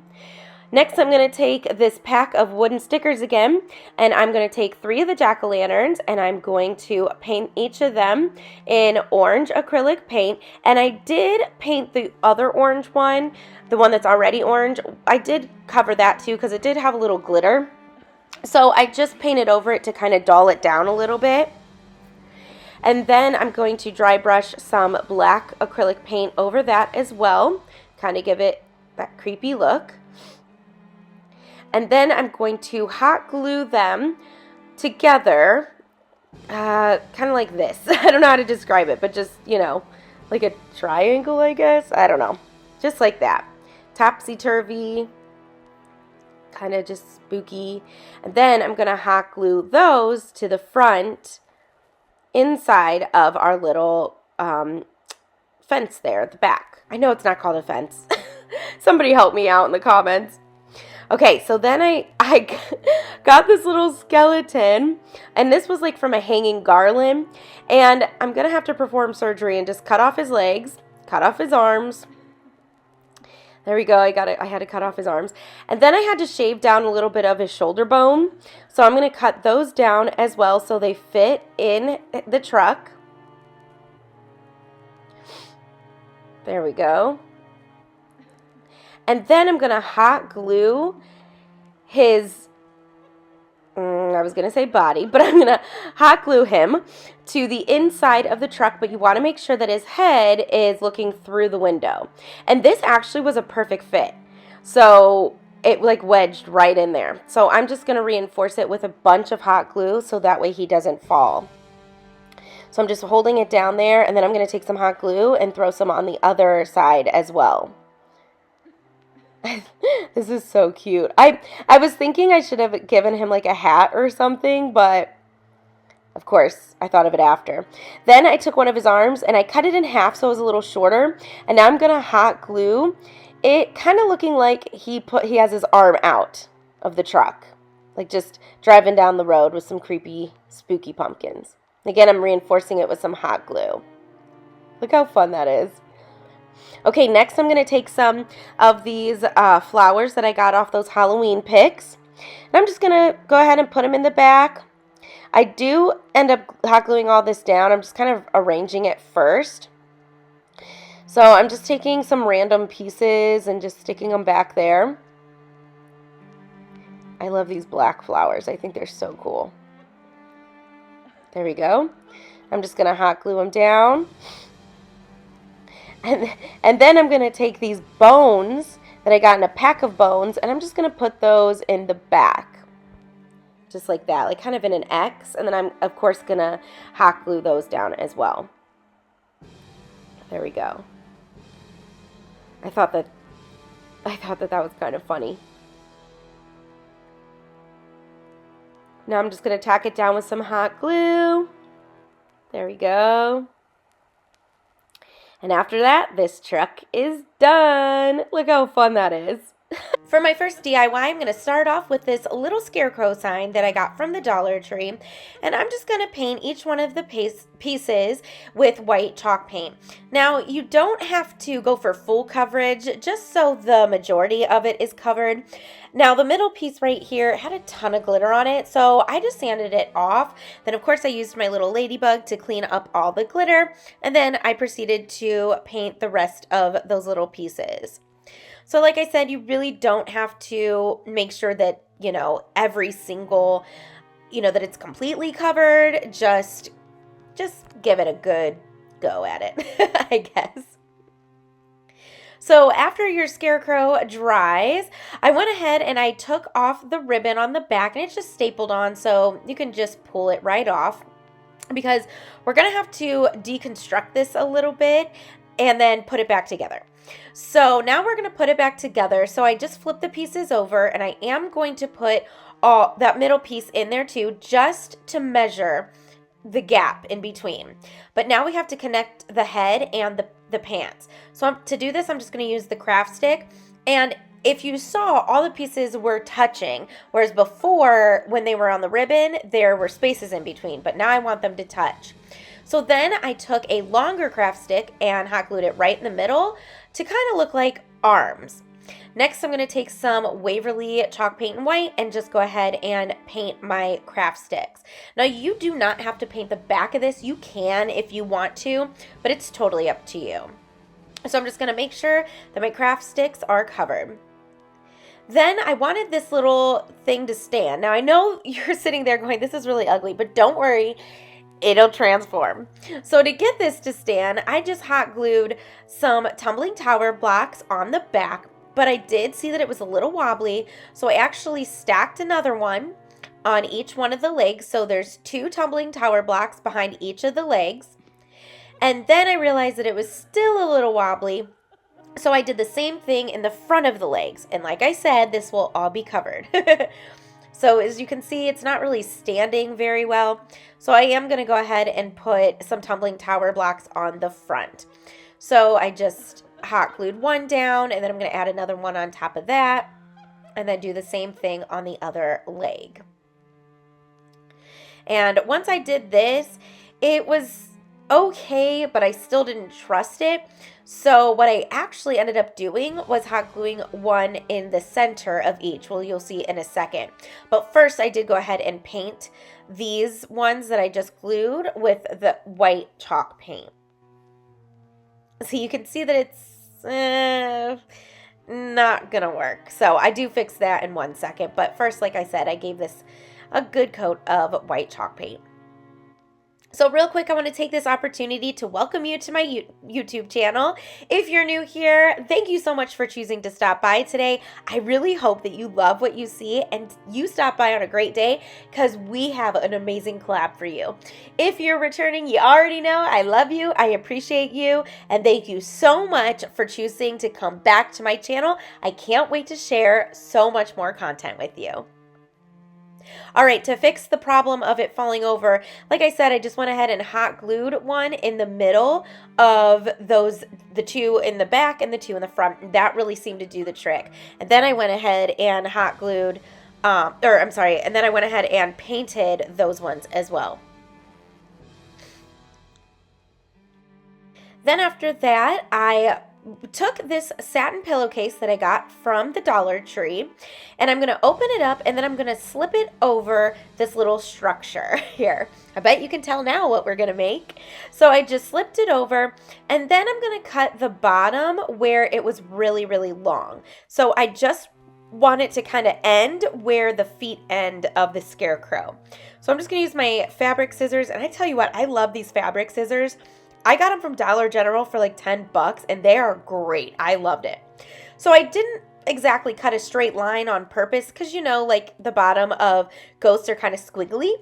So I didn't worry about cutting it in a straight line. Now at the top, I did fold it over. Now this is the back, and then I'm just going to use my hot glue to go ahead and kind of tighten it a little bit and just bring in the corners there, just to kind of get the shape of the head. So like I said, there we go. I'm just going to hot glue the one corner, and then I'm going to overlap the other corner, and then I'm actually going to hot glue the top down just a little bit, which you'll see. So now I keep kind of positioning it, setting it up to see how I like it. And now this is when I decide I'm just going to go ahead and hot glue these little corners down as well. because like I said, I am trying to get that shape. There we go. Okay, so after that, I needed some black fabric. So what I ended up doing was I took an old black t-shirt and I just cut out 2 little eyes and then a mouth, and then I hot glued those on. So to get the eyes to be the same size, I actually folded this little piece in half, and then I went ahead and cut them out, and look, now they're 2 of the same size. And then I'm going to go ahead and do the mouth. And at first I cut it and I realized it was a little too big, so then I cut it down a little bit. But this black t-shirt worked out perfectly fine. Look how funny. See, the mouth was just a little too big. So I'm just giving it a little trim here. And then after all my pieces were cut, I did go ahead and hot glue them down. I used hot glue for this whole project. You can use fabric glue if you want to, but I use Gorilla Glue, and it seems to, you know, be a really strong hold. I love using Gorilla Glue, hot glue. That's all I use. I would definitely recommend it. I do actually have a link in my description box from Amazon for them if you'd like to pick some up. All right, so then I realized that those arms were just a little too high, so I did take our little guy out, and now I'm just going to move that popsicle stick down a little bit. And then I'm going to stick him back in our little sheet. Then that middle part that I painted white, I'm actually going to paint that black now. I changed my mind and I wanted that to be black. So I'm just going to give that a really good coat of black paint. And I am making sure to paint the edges of it as well. Then I'm going to take this little metal spooky sign that I got in a pack from the Dollar Tree, and I'm just going to give that a coat of white. Now, if some of the metal showed through, that's okay. I actually liked that. So now I'm going to use hot glue and super glue to glue this down on that little black piece. And I am using super glue because hot glue and metal do not mix, so hot glue alone would not stick. So I'm going to flip it over and stick it right in the middle. And then I'm just going to simply take my little ghost and I am going to hot glue this sign onto my pillow there, the pillowcase, the ghost. And I did purposely do it at an angle as well. All right, so then I decided I wanted her to be a girl. So I took this little purple glitter bow that I got from the Dollar Tree, and it did have a little skeleton in the middle, which remember that because you'll see that skeleton in a little bit. But I just decided to, at first I was just going to cut down the tails, and then I just decided to cut them off completely because it was covering her eyes. So I just go ahead and cut off the tails, and look at all that glitter. That's why I keep blowing the ghost, because there's just a ton. And then I went ahead and hot glued it at an angle at the top. And then I took one of these bat rings, cut off the ring part, and hot glued that into the middle of her bow. Look how cute she is. Okay, so then I decided I wanted it to look like she was holding that sign. So I folded the pillowcase in a little bit where like her arms would be holding it. And I really thought that that made this look like legit, like a ghost was holding that sign. So I'm glad I thought to do that because I thought that brought it all together. Then I decided, you know what, this little thing, she needs to light up. So I took some lights from the Dollar Tree, and green ones were the only ones I had. So I just went for the green, and I'm just going to simply flip the little structure scarecrow over, and I'm just going to use some painter's tape and tape the top piece to the back of the head, which you'll see in just a second. And then I'm just simply going to wrap the rest of the lights around that structure going down. So I'm just going to wrap and wrap and wrap, and I am trying to evenly place the lights. Then I'm just going to hot glue the battery pack to that tumbling tower block in the back. And you do want to make sure that you put the screw side up where you would unscrew it. And then all I'm going to do is simply stick that structure back into the pillowcase, and we have this super cute, spooky little girl ghost, and I absolutely love it. I know it's a little weird with the green lights, that's all I had, but I tell you what, it's kind of cool. I mean, I might switch them out, I'm not sure, but I really loved how this came out and thought it was super, super cute. But you tell me, what do you think?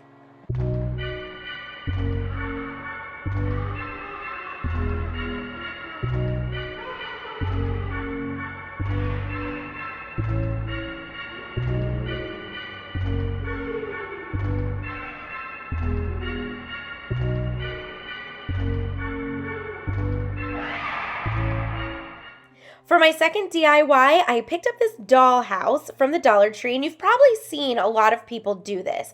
So I really wanted to make this into a haunted house, but I kind of did it with a twist. So what I did first was I popped out all of the windows, the door frames, all of those little pieces.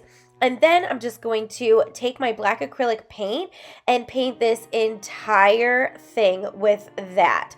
Now it is plastic, so it was kind of like slippery, if that makes sense, to paint this. So you do have to be careful, but you also should probably put a couple coats if you're using acrylic paint.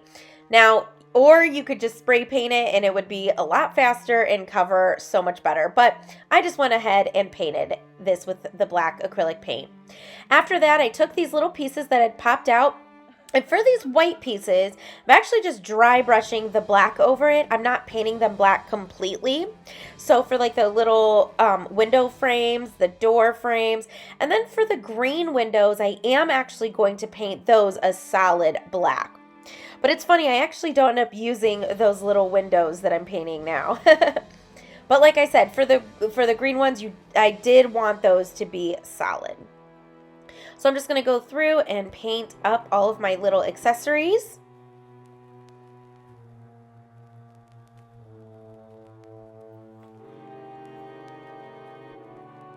Now to make it easier, you can use a skewer to hold these little pieces because you can see that they're kind of finicky. They move everywhere. So I did have to hold it down with a skewer.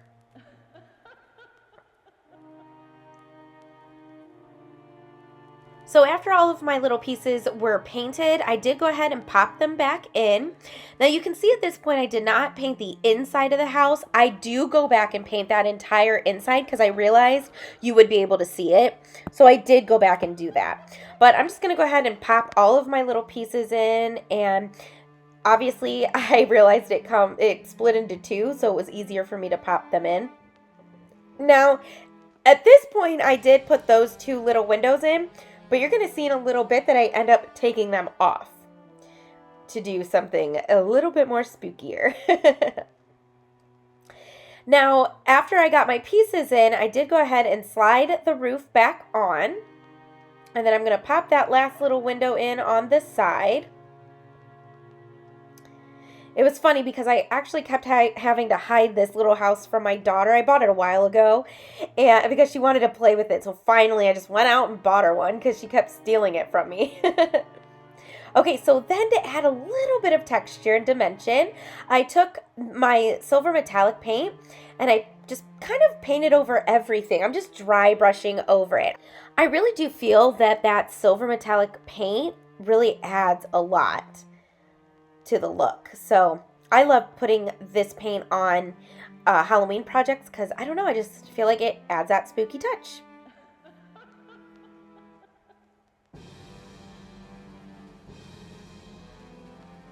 So I also made sure to dry brush over the door, and then this time I'm actually going to just hot glue the door at an angle so it looked like, you know, the house was obviously haunted. And this is where I decide to change up those windows just a little bit. So for the two front windows at the bottom, I actually popped them out. And now I'm going to go through again and just kind of dry brush more of that silver metallic paint over. And I actually got this paint from Walmart in the craft section. And I tell you what, it comes in handy a lot, especially if you've seen me galvanize things. I use this a lot because it, you know, kind of has that metal. Well, it's metallic. So I'm just going to continue to dry brush all the way around my house. Okay, so next I took a mini craft stick and I am just breaking it apart, and I really want like the rigid edges. I want it to look like it's broken wood. So I'm going to take two of them and break them in half, but I'm not using like the rounded parts at the end. And then I'm going to put them at a crisscross angle on each one of the windows. Now, if I had to cut one down, I did use my scissors, but you're going to see that I actually kind of go back and forth and kind of do like, I don't know how to, like X pattern or like a V pattern.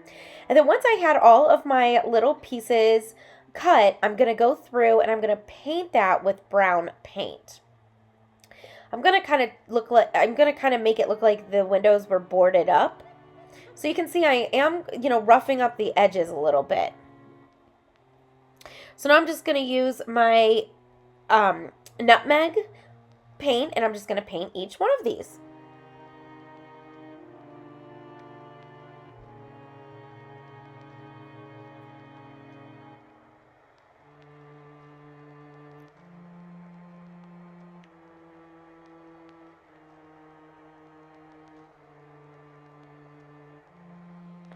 So then after I painted them with the brown paint, I actually dry brushed some black paint over each one of them, and to kind of make it look like it was dirty and old and gross.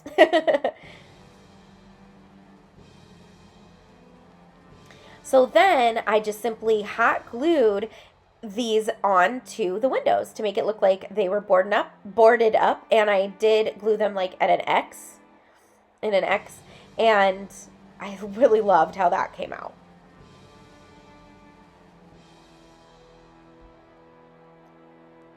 And there we go. Okay, so to add one more little touch, I took a little bat sticker and I just hot glued that to the top of one of those windows on the roof. And there we go. Now our house is done. Next, I took this $4 bat wreath that I got from Five Below, and you could make this too, but I figured for $4 I would probably spend that much trying to put this together, so I thought that this would actually be the better deal and save me some time.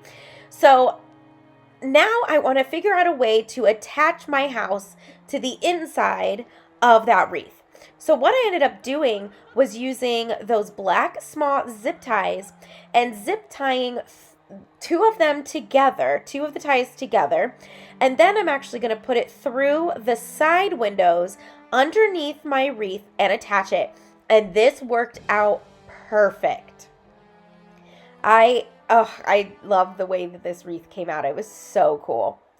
So I did that on both sides, and it really did hold these down, or hold the house down. So I'm just going to attach two zip ties together and then put it through the window on the other side, wrap it underneath, and then just pull really tight. And then I did go through and I cut off the excess zip tie. And then I took this perfect little sign that came in a 2-pack from the Dollar Tree that says, "Welcome to our haunted home." And I'm going to dry brush a little bit of black paint around the edges just to make it look a little bit more spooky. So then I'm going to take my wire cutters and I'm actually going to cut the wire in the middle, just like that. And that's how I'm going to attach it to the top of this wreath. So there was a bat there, so I did end up pulling it off. These are just really easy. They just pull right off. And then I just wire them on. I just twist the wire around and around, and that's how I attached that sign.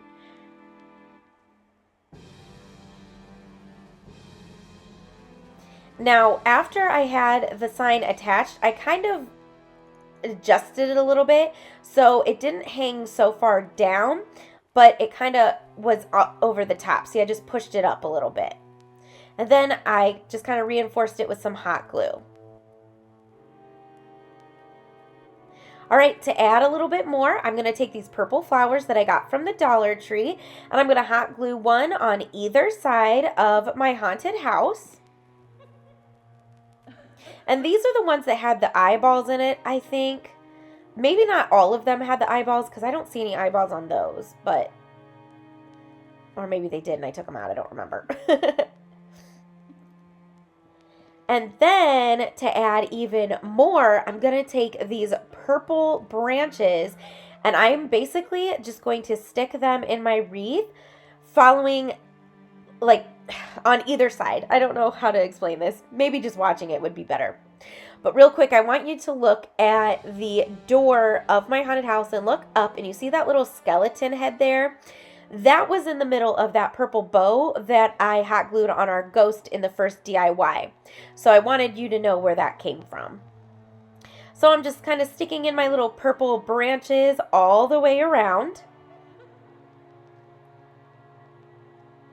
And I'm adjusting my bats as I go too. And then I'm going to stick 2 on the bottom, kind of sticking out. And now I thought that this one should light up too. So I took another strand from the Dollar Tree, and I'm just going to simply just push all the lights in there. Now I am going to go in with some tape, and I'm going to tape down the areas where the lights need to stick. Now I am making sure too to put a little light bulb or whatever next to the windows. Now I can't say that this is very bright because there's not a big opening, but I do think that it gives off enough light. Then again, I am going to go through and hot glue my battery pack down. And you can see that I did go ahead and paint the pink part on the dollhouse. I didn't worry about the purple because you couldn't really see that, but you could definitely see the pink. So now I'm just taping down my lights where I want them to go. And I'm kind of just arranging them, like I said, so a light would be near a window. So at least you would see a little bit of light come through there. But I absolutely loved how this wreath came out. I love the purple and black for Halloween. I just think it's so neat and spooky, but like, I don't know. I just think that it's elegant too. I think there's like something elegant about it. But after my lights were in, that was all to this wreath, and I love it. What do you think?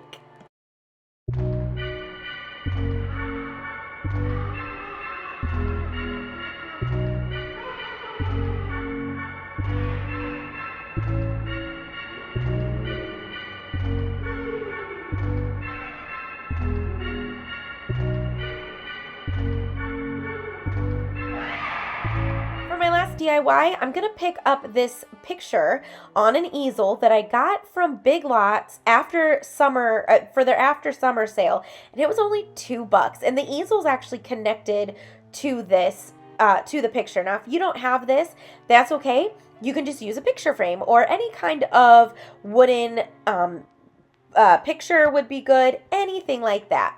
So the first thing I did was give this all a coat of white paint. Now this project did change like in the middle, so in a second you're going to see it painted orange, but ignore it because I actually just ended up covering it with this scrapbook paper. And as you can see, I actually painted the outside, the frame, with black paint.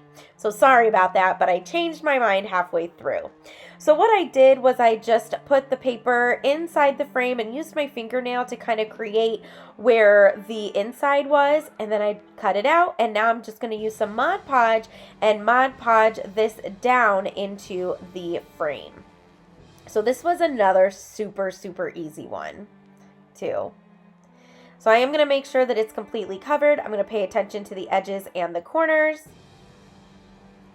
That way it's all adhered.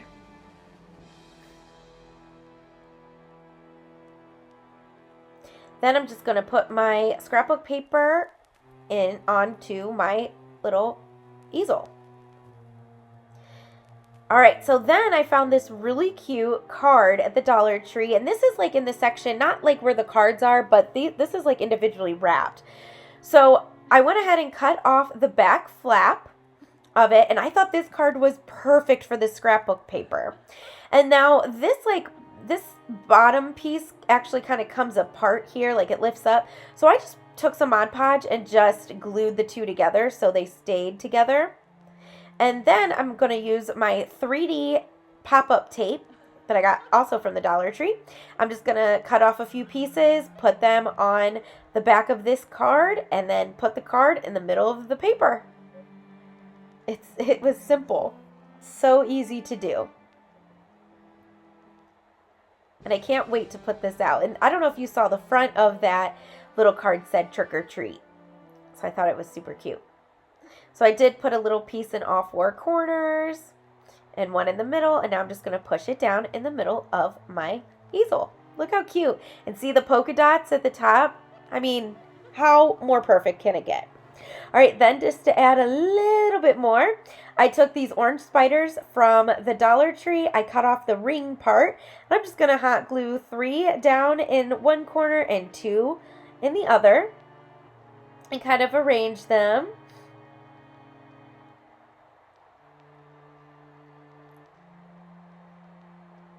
And then just to finish it off, I just dry brushed some black acrylic paint over my spiders so they weren't so bright orange. But I love how bright and colorful this sign is. I totally think it's perfect for Halloween. It would be even cute to put out on your front porch with the bucket of candy or wherever you're sitting. But this is just adorable. What do you think?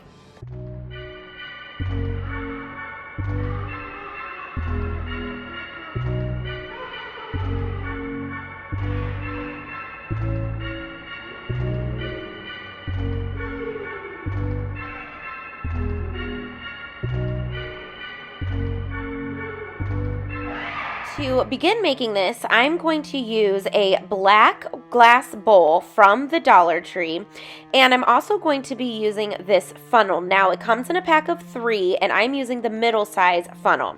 So the first thing I had to do was I actually had to cut the funnel part off because I only needed the bigger part. So I hope that makes sense. So you can see that I'm just cutting it down. I did actually go to my saw and cut it down, and then I'm just now using my scissors to trim it up. What I want to do is I wanted to make the bowl a little bit higher so the broom part was higher. So I am just evening it all out. Was that even a word? And making it even, and I'm sanding it down. And then I'm going to use my super glue and hot glue to glue this on top of the bowl. And this is just going to add some height for when we go ahead and create the broom at the bottom. So again, I'm just going to use some hot glue and the super glue for that instant hold and permanent hold, and then attach the funnel to the top. Now, I did let it set for a little bit because you absolutely want to make sure that the glue is dry. So after that, I took this luau skirt, and I purposely kept this skirt from summer because I knew I would be doing this DIY, but you can, of course, just use raffia. You don't have to have the skirt. So all I'm doing is just hot gluing it around the top of the funnel part. Now you can see that it's long, so what I'm going to do is cut it down and just keep wrapping it around to make layers, because you can see kind of to the left there's a big hole there. It kind of looks like it was cut at some point. So I'm just going to do this until I feel like the broom part is full enough. So I'm just going to go around and around and make sure that, you know, it's all covered. So I'm really just taking my time, and I am using a lot of glue for this because I really want to make sure that it is, you know, very stuck down. So I am, just applying a lot of glue. Now you can use E6000 or super glue if you would want to, but I don't know, I found that hot glue was fine. And then what I'm going to do is I'm actually, because obviously you can see that the luau skirt is too long. So in a minute after I have this all glued down, I'm actually going to raise it up on a basket, and then I'm going to kind of give it a haircut and cut off the bottom. So you're going to see that coming up in just a second, and that way it made it all even.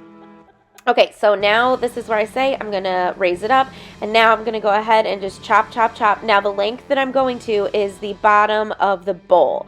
So I'm just going to take my scissors and just give it a haircut. We kind of have like a Cousin It situation going on here. So we're going to make this look more like a broom. Now this was something that when I first looked at it, I really had to think hard about how I was going to do this. I needed something obviously really stable because it's a tiered tray and we're going to be putting stuff on it. Now, so like I said, I just really had to think about how this was going to happen. And when I saw that black bowl, I knew that was perfect, but then I needed some height to it. So I literally just walked around the Dollar Tree looking for anything. And then I came across those funnels, which I thought was perfect. So now I'm just kind of finishing up, giving it a haircut. And you can still see that there are some bare spots. So what I did was with the raffia that I cut off, I doubled it up, and now I'm just going to go through and hot glue it to those bare spots. Now, as you can see, I did leave the top of the funnel open because that's what we're going to glue our plate on top of. So just like here, I'm just going through, taking pieces of raffia and just filling in any holes. Now, sometimes I went and hot glued right on the string up top, the little twine that has the other raffia wrapped around it, or I just simply hot glued it to the bowl itself to fill in the holes. So I just did that until it was as full as I needed it to be, and all of the black bowl was covered. So real quick, I want to take an opportunity to welcome you to my YouTube channel. If you're new here, thank you so much for choosing to stop by today. I hope you choose to stick around with me for a while by hitting that subscribe button. If you're returning, thank you so much. You already know I love and appreciate all of you, and I'm so happy that you keep coming back and for all of your support, and I'm so appreciative, and just thank you so much. I am so close to 10,000 subscribers. And once I get there, I'm going to do a giveaway. So make sure that you are subscribed and that notification bell is on so you will get a notification when that giveaway is posted. Okay, so once I had my entire bowl covered with the raffia, I am just taking a baby wipe, dipping it in some Waverly antique wax, and basically just brushing it on.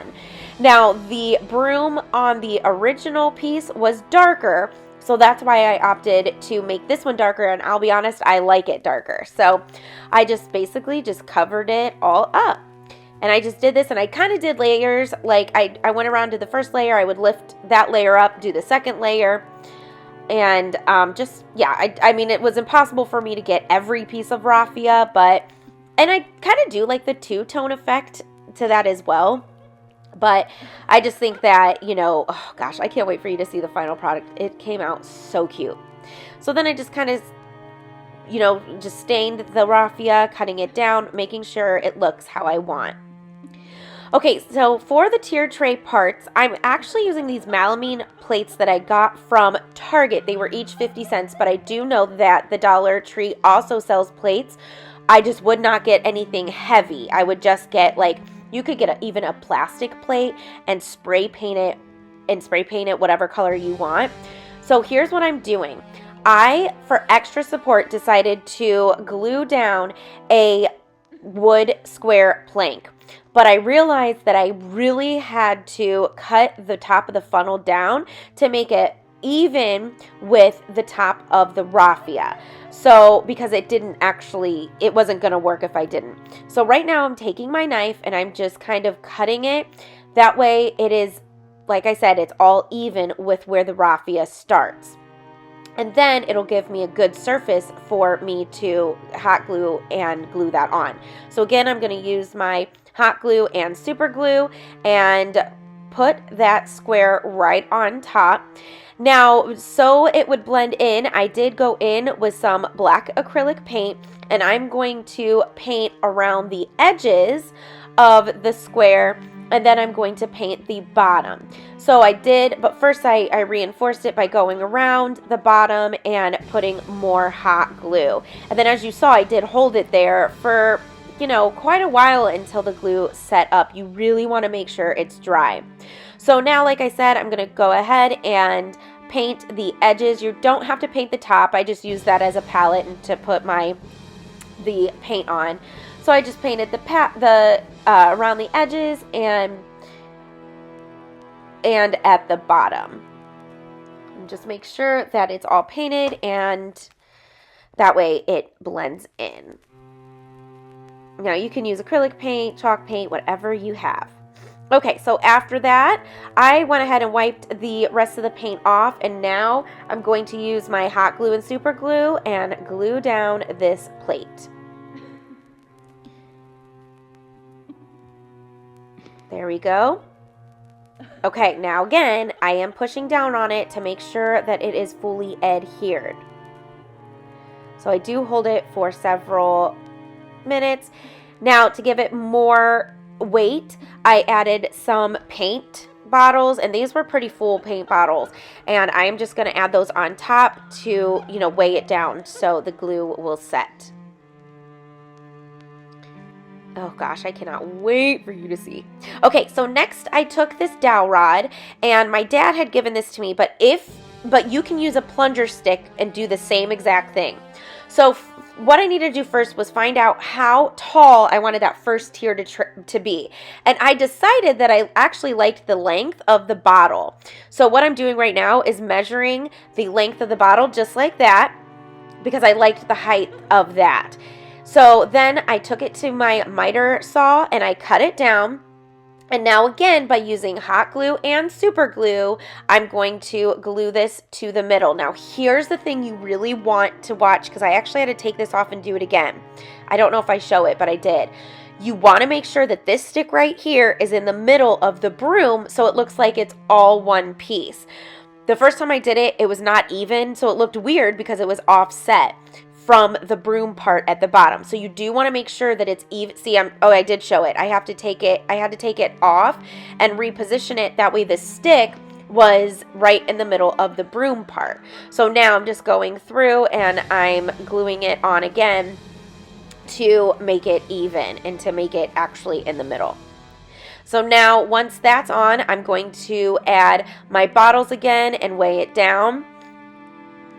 And now I'm going to put hot glue and super glue on the top of that stick, put my plate on, and again, you want to make sure that this top stick is even with the bottom stick and the broom. I hope that's making sense. So right now I just put my bottle on top to weigh it down. So with that other part of the dowel rod, I actually cut it at a 45-degree angle, because if you look at the original, that's how it's cut. But then when I cut it off, it exposed a lighter wood.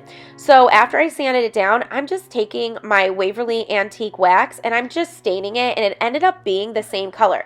So if you do use the plunger stick, do the same thing. Dip a baby wipe into the Waverly Antique Wax and stain your stick if you want it a little darker.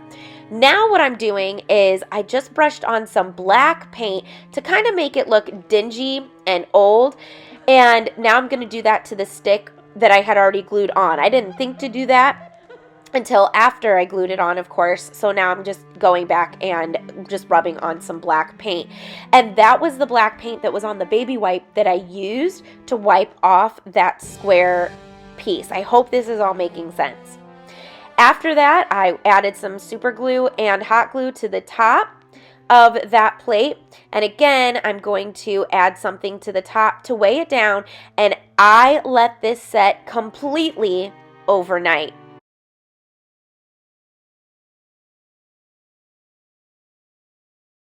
Alright, well now that our tier tray is made, it's time to add some spooky DIYs to go on top. So I picked up this little snow globe maker. Like, you're supposed to make a snow globe out of it, and it's a bulb. So I decided that this would be perfect to make a cauldron. So what I'm doing is I'm just hot gluing 3 little square beads that I got from the Dollar Tree at the bottom, so that way my cauldron will be able to stand up.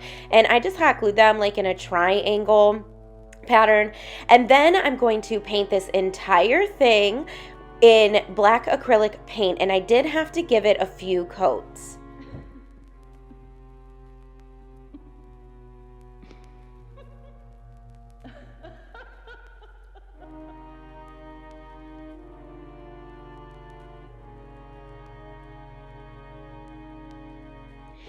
Next, after my paint was dry, I decided that I wanted it to look like potion was kind of dripping out of my cauldron.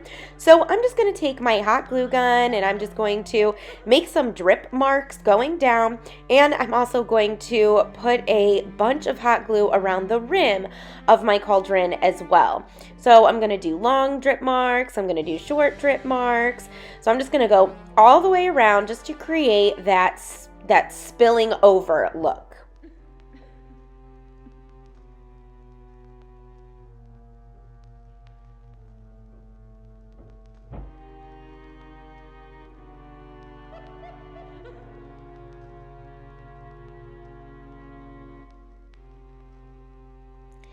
After that, I'm going to take this little plastic piece that came in the little snow globe, and I'm going to push that back in, and then I'm going to take these leftover eyeballs and start hot gluing them on top of the plastic piece.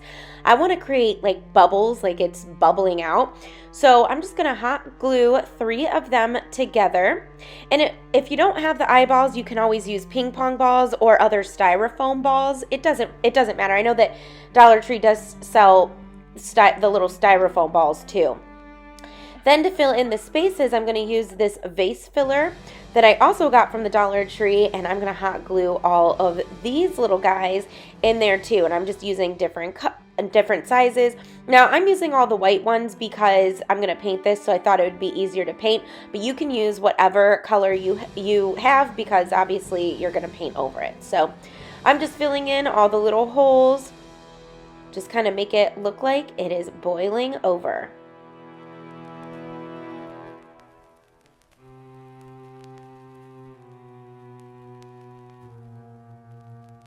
All right, after that, I'm going to take my lime green paint and I'm just going to paint all of my bubbles.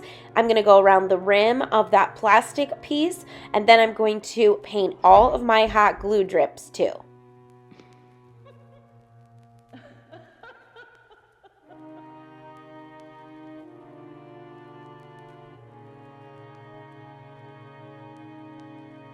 This project was so fun to make, but yet it was so simple as well. After my paint dried, I'm going to take this decal that I cut from my Cricut, and it says, "I put a spell on you," and I'm going to go ahead and place it on the front of my cauldron.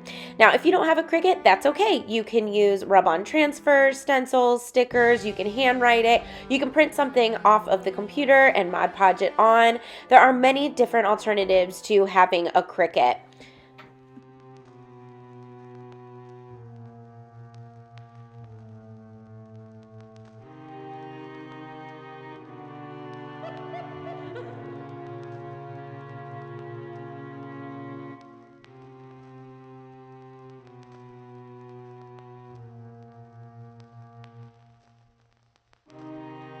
Then to add a little spooky touch, I went ahead and dry brushed some black acrylic paint all over my lime green bubbles and the potion dripping out of my cauldron.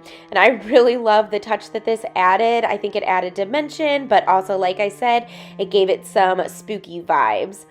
So this was so cute. And like I said, this was extremely fun to do as well. So as you can see, I'm just kind of using my finger too to rub it in and to make it look creepy.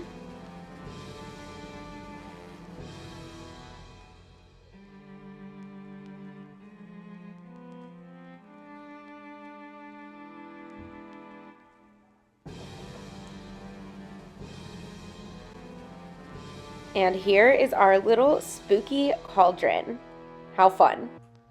And there we go. All right, for my next DIY, of course, we have to have the black flame candle.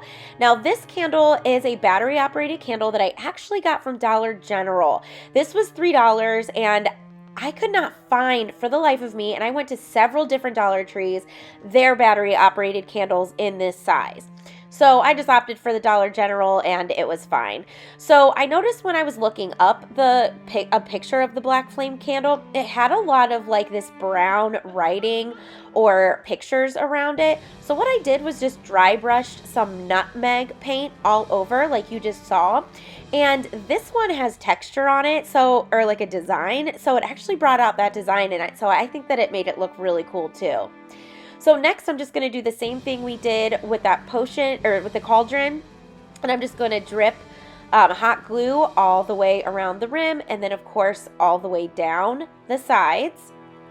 This is your friendly reminder that if you're loving what you see so far, don't forget to give this video a thumbs up. Not only does it really help my channel to grow, but it tells YouTube you love what you see and you want to see more.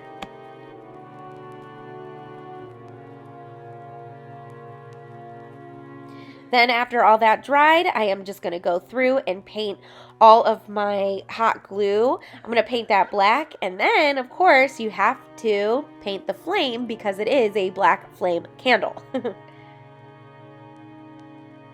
this one was super easy. It took me only minutes to make, but added such a great touch to the tiered tray too. All right, so there we go. I'm going to paint the black flame.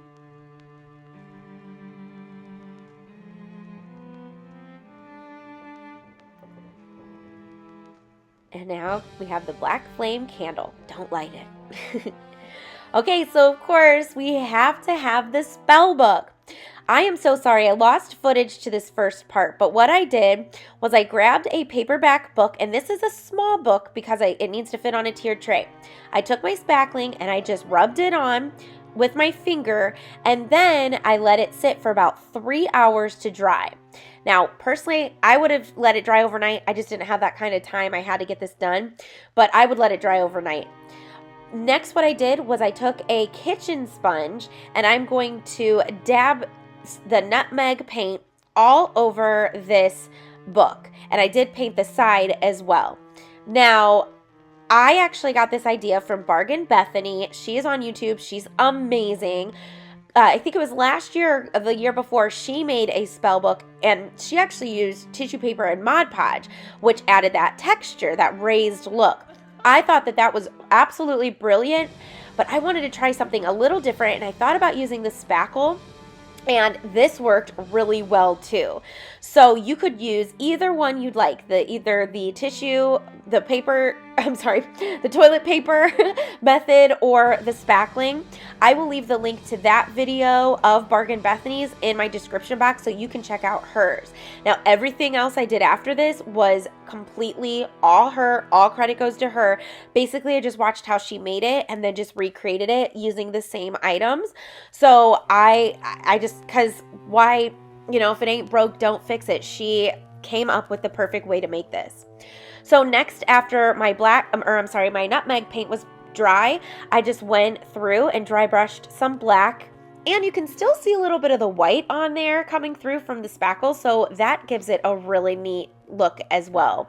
So I'm just going in, I'm going around the edges, going in all the grooves. And then I'm going to take a popsicle stick, and this is a regular size. I'm going to cut down the curved edges, and then I'm going to glue it to the side of the book, right where the binding is. So I'm going to make sure that that's all hot glued down. And then I'm going to take my silver metallic paint, and I'm going to give that a coat of the silver. Okay, so I want to know, do you love the movie Hocus Pocus? Or what is your favorite Halloween movie? I am not a scary movie girl, and it's weird because I do love Halloween so much, but I have to say mine is probably Halloween Town. Do you remember that one? Okay, so next I took another one of these eyeballs, and normally they have a hole at the bottom. This one didn't, so I had to use my hot glue gun to really get a hole in there. And then I just used my scissors and just cut the eyeball in half. So this is going to be the eye, obviously. So now I'm just going to cut the front part off.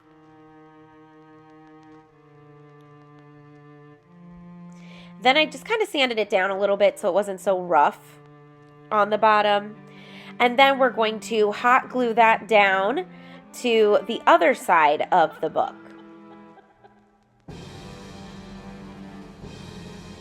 So I'm just using hot glue for all this. I saw that it you know, it worked just fine, I think. Okay, so then I took that other half of the eye, I cut that in half, and then I cut it in half again because we're gonna make an eyelid. And then I'm gonna hot glue that down. Again, this is coming straight from Bargain Bethany because, you know, why reinvent the wheel, like I said. So after I glue that on, I'm just gonna go ahead and outline the eye with some hot glue. Now, mine is a mini hot glue. You can see it's a detail hot glue gun. I would actually use a regular hot glue gun because it may come out thicker. So I had to let like my first layer dry and kind of go over it a few times so it came out thicker, if that makes sense.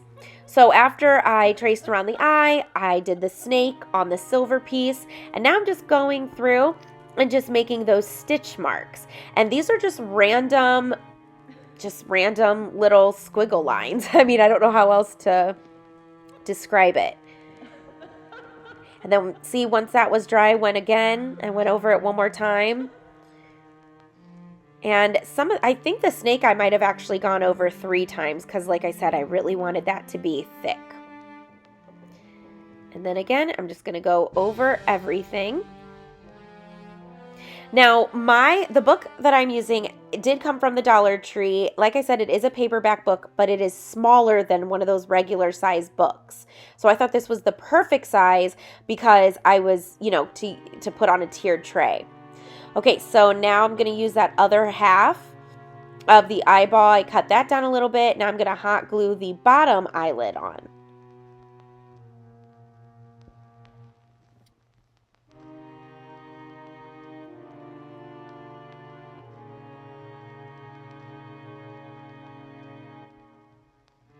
Okay, so now I'm going to put the stitching marks over the lines I just drew or glued on. And I was, you know, looking at a picture of this as I was creating this, but I have to say this was so much fun to make. It really was. And my daughter loved it. She loved it. Okay, so now I'm going to take that silver paint and I'm going to paint over my snake.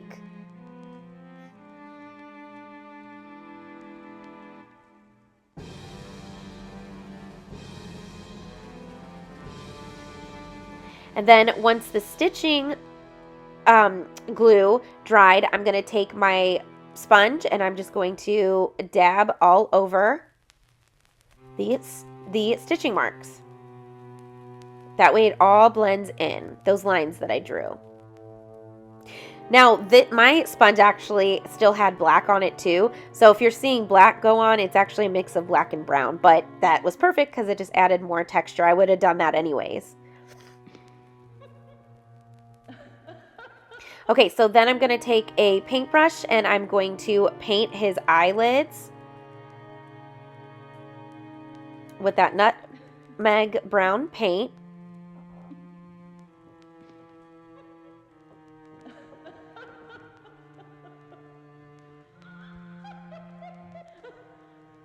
And then I'm just going to dab some of that brown and black mixed paint on the snake. Now, I realized it was a little heavy here and it kind of took away from the silver, so I do end up wiping some of that off and then painting over it again with the silver.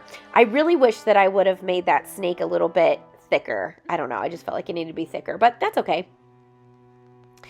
Okay, so then I'm going to take my hot glue and I'm just going to make a circle. I'm going to outline the eye. And again, I probably did 3 layers of this one. So I let it dry and then did again. Now I'm just adding some detail. This is where it gets really fun because you can do whatever whatever you like and however you like it or want it to look.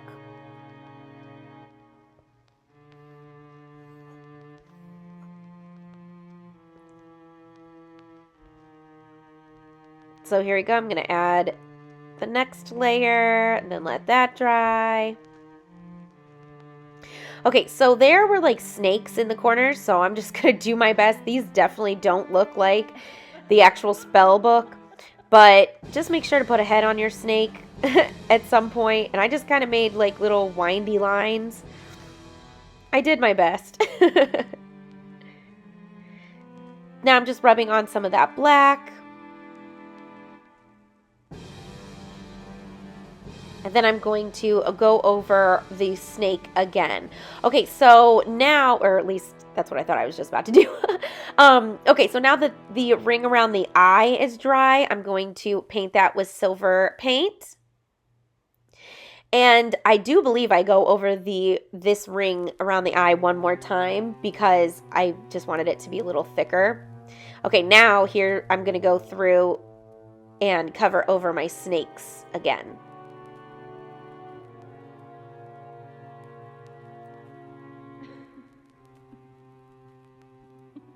Okay, so next I took a lime green Sharpie and I'm just painting the eye color because it was not a yellow eye, and I do think it was a darker green, but I didn't have a darker green Sharpie, so I just used what I had. And then, like I said, I did go around one more time with my hot glue, and then once that dries, I'll paint that silver too. But then I'm going to go and paint my other snakes in the corners.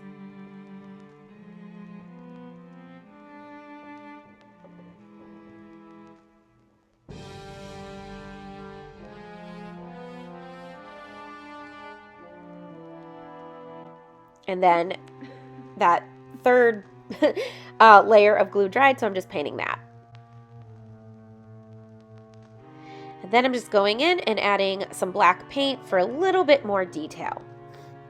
So it's funny, I told my neighbor that I was making this, and she's having a Halloween party next month, and they're actually, it's going to be a Hocus Pocus theme. So she actually bought a big book from the Dollar Tree and asked me to make her one. So I'm super excited to get to do this again.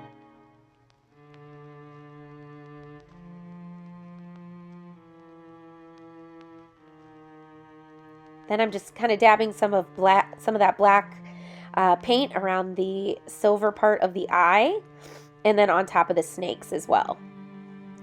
Okay, so then I took my makeup sponge and some Waverly Antique Wax and some black paint, and I'm just distressing the pages to make it look like it's dirty and it's old and antiqued. So I'm just kind of dry brushing that on. And then I did go ahead and paint the binding of it brown. Now I think I cut the footage, but I did go ahead and dab some black paint on there. I'm going to start off by making some pretty cool things for my Apothecary display, and I'll talk more about that in just a minute. But the first thing I did was I just went to the Dollar Tree and kind of just bought any kind of mini glass bottles or glass jars, and I'm going to make some little potions or powders. Now, so many DIYers do this, and I love everything I see. So I thought I would try my hand at doing, you know, something that I came up with, and it's so simple to do too. So all I did was take these little jars, and they did have a cork in them. So I removed the cork, and then I'm just taking this funnel so it's easier, and I'm just going to put glitter in each one of these little glass bottles. I'm going to fill them about halfway up with glitter, and then I'm going to go through and I'm actually going to put some water in just to kind of make it look more like a potion. So after I'm done filling them all with glitter, I did go in and fill them with water. Now the water kind of separated a little bit, so which you'll see in a little bit, but that's okay. I thought that they still looked super cool. Now I did go through and hot glue all of those corks in because I have a 4-year-old, and enough said. So just as an extra precaution, I did glue them down. Next, I took this package of mini glass jars, and I am going to actually take poster paint, and I'm going to paint the inside of each of these little jars with different color poster paint. Now, I love this because it's kind of like a glue in a way, and this went on really well. So I just used the different colors. Some of them I mixed, and I did actually do 2 packages of these little glass jars. Then once I felt like I had enough poster paint, I did go ahead and I put water in these as well to make it look like a little spell or a potion. All of these little jars were so fun to create, and I just got to use my creativity and just kind of make them look how I wanted them to look. So this was so fun to do. So back to the Apothecary display. If you've been following me for a while, you know that in the summer I made a flower market display out of crates from the Dollar Tree.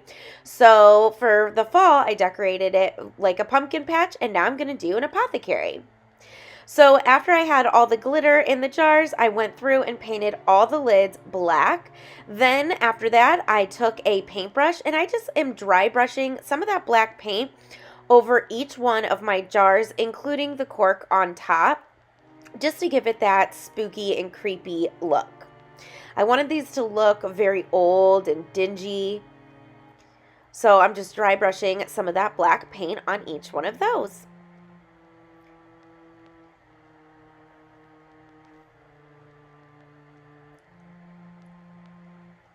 Then I went ahead and I did the same thing to the little jars as well.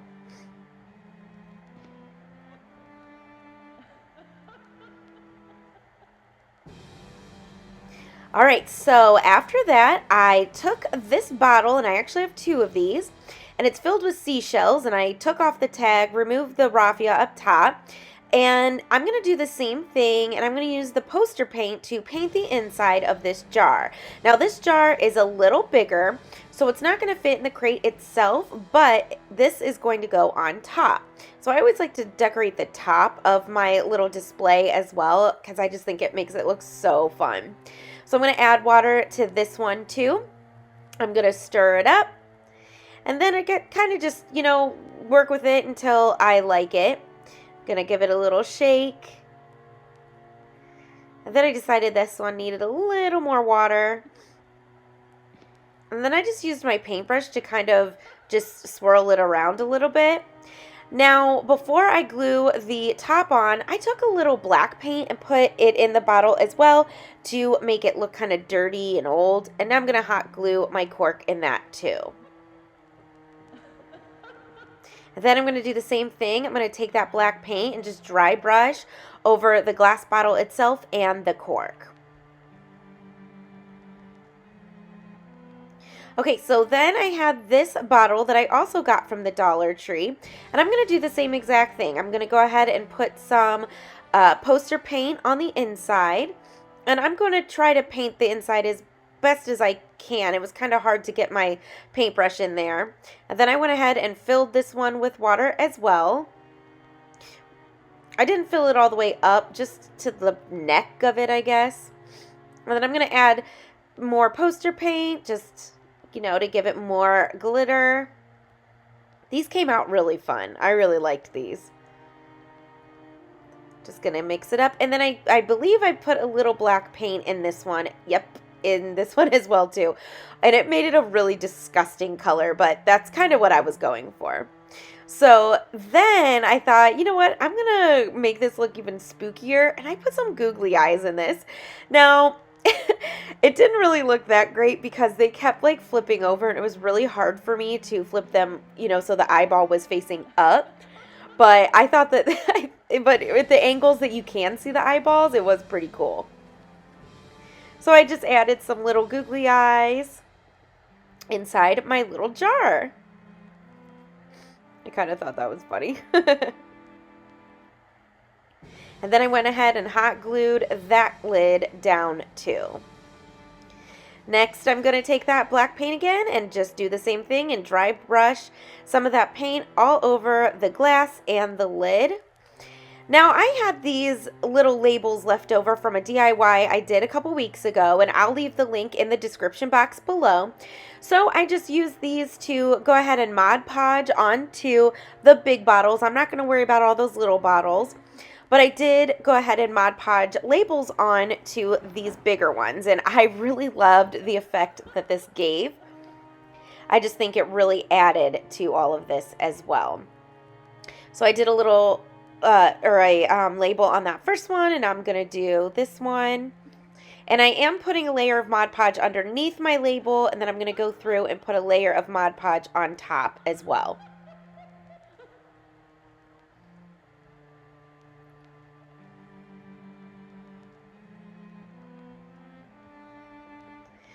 Okay, so I did have another one of those seashell bottles, and this time I just painted the inside. I could not put water in this because it actually had a crack in it. So obviously if I put water, it would spill out, but I was just very careful to stay away, you know, not to touch the crack. It actually has like a hole, so it's broken. But I just, you know, I was just going to put that over the back. And this one, I mixed the yellow poster paint and red to kind of make orange. And I just went ahead and painted the inside. And then I followed all of the steps. I went ahead and hot glued the cork in, brushed over it with my black, and then Mod Podged a label on. So real quick, I want to take this opportunity to welcome you to my YouTube channel. If you're new, thank you so much for choosing to stop by today. I really, really hope that you love what you see and choose to stick around for a while by hitting that subscribe button. If you're returning, you know I love you, you know I appreciate you, and thank you so much for coming back to my channel, and I can't wait to share more spooktacular content with you soon. All right, so then I found this bottle in my stash, and it's yellow. It's kind of like iridescent yellow. So I just sprinkled some glitter and then used the rest of my water. And I'm just like putting a bunch of different colors in there just to kind of make a really cool combination. And then I'm just going to shake it up. Now this had like a glass ball lid. So I thought that that was really cool because it was different. And then as you saw, I put some green food coloring in there, mixed it up. Now I'm going to hot glue my little cap in there, and then I'm just going to paint, or well, dab some of that black paint all over this bottle. I really loved this one. This one looks so cool. And then I'm just going to use one of those labels again, and the labels I did just print off on like a regular printer, and then I just cut it out, and obviously I just Mod Podged it on. So it was so easy to do. And these were free. I just did a Google search, and like I said, I will leave the link in the description box below. So the only difference is for this one, after I Mod Podged it on, I didn't like how you could actually see like where the label ended or like the sides of it. So what I did was I took that black paint and just went along the edges of that label, and it made it all blend in. So it made it look really, really cool.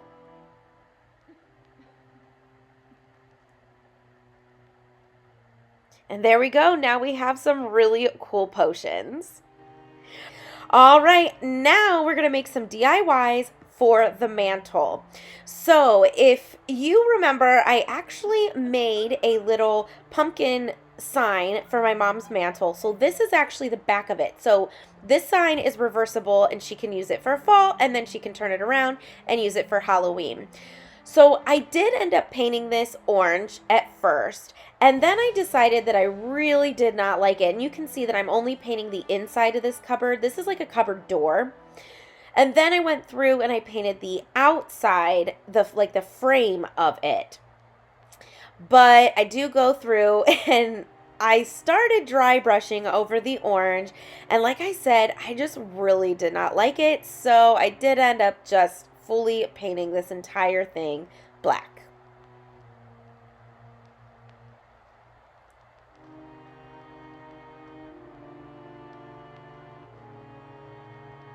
And here we go. I'm just going to paint the whole thing black.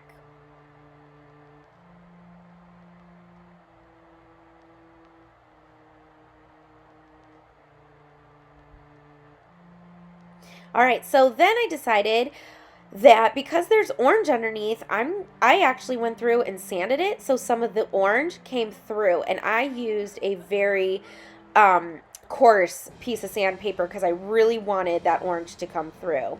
I apologize that not all of this sign is in frame, but this is the best I could do to get it mostly in frame.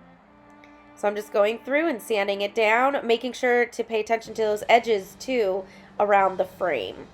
Okay, so now that my board was prepped, I'm going to take 3 of these little jack-o'-lantern ornaments, and I'm going to cover in the hole with some holes with some spackling because I don't want the holes to be seen. And then I'm just simply going to paint each one of them with the pumpkin orange Waverly chalk paint. So these were obviously really easy to do, and I just painted them up. I'm sorry, I used the pumpkin from Apple Barrel. Correction. Pumpkin from Apple Barrel. Now, this brush had a little bit of black on it, so you can see that it's not like a bright orange, and that's because, you know, the black is mixing in, which, of course, I love that look, so it was perfect. So I'm going to apologize in advance. I thought I recorded, but I didn't. I put this design on that board, and I did download it from Etsy. It was under $2. I'll leave the link in the description box below, but my mom actually saw this on Pinterest, and I found it on Etsy and thought it was perfect. But it says, they're creepy and they're kooky, mysterious and spooky, they're all together, ooky, and then you just add your family name, the blank family. So I just thought that was perfect. It was really fun to make.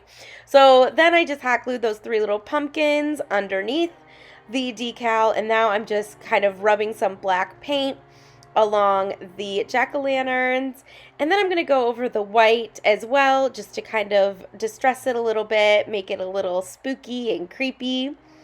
But I absolutely love these. I'm actually going to make a few more as gifts, so to hand out for this spooky season. So I really love how this sign came out. Now the mantle, I kind of went with like an orange, black, and white theme. I didn't mean to, but that's just kind of how the direction it went, so I just kind of took it and ran. So a lot of this stuff is going to be the same colors. All right, for our next DIY, I took these 2, I think they're cardboard, or I don't know, these little signs, and one says boo and one says eek. And I'm going to paint both of them in a couple coats of that Apple Barrel pumpkin paint. Now, I'm only going to show me doing one of these, but I did the exact same thing on both. So I'm going to paint each one. Now, you have to get into every nook and cranny. And I am going to give it several coats. Then after that was dry, I'm going to take some black, and again, I'm just going to dry brush over my words to distress it, make it look old, dingy, creepy, spooky, all the things. And I am paying attention to the edges as well. I just love the look that this gives.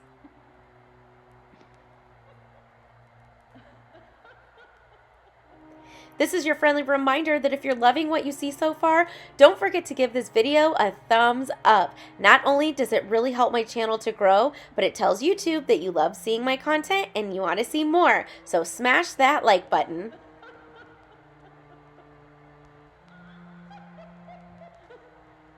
So if I got a little heavy with the black in some areas, I just went over it with the orange, no big deal. All right, after that, I took these 2 wooden square planks that I got in a pack from the Dollar Tree, and I'm just going to paint each one of them in black acrylic paint. And I only painted one side. You don't need to do both. But I did make sure to paint around the edges. Okay, so once that was dry, I'm going to take each one of these words, and I'm going to hot glue them to this little square. Now here's the thing. I need the top of the words to be straight, meaning, so that meant that I actually had to glue this kind of crooked. I hope that this makes sense, but I did use those little wood blocks to help hold it up, which you'll see here in a second. So it is gonna look like it's glued at an angle, but the tops are actually flat. We're going to make these into candle holders. So I ended up using 2 of those blocks, the eek one, and then I only needed 1 of the blocks for the boo. Then after my blocks were on, I just went through and painted the blocks, but I also painted that dry hot glue on the little base as well. That way it all blended in, because I did use a lot of hot glue. I want to make sure that this is stable. So I just painted all that so it all matches and it blends in. And then I just did the same thing to the boo sign. So like I said, I only needed 1 block for this one, and it was right where the exclamation mark is, or the exclamation point is, like where the dot would be. So I just went ahead and I did put hot glue underneath the word itself and then underneath the block.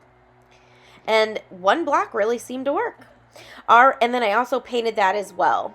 All right, next I took these 2 little floral discs or something. I don't know. They were in the floral section at the Dollar Tree in the summer, and I picked up a bunch because they're great for rounds. So I'm just going to remove all the stickers, and they had like a little hanger or something.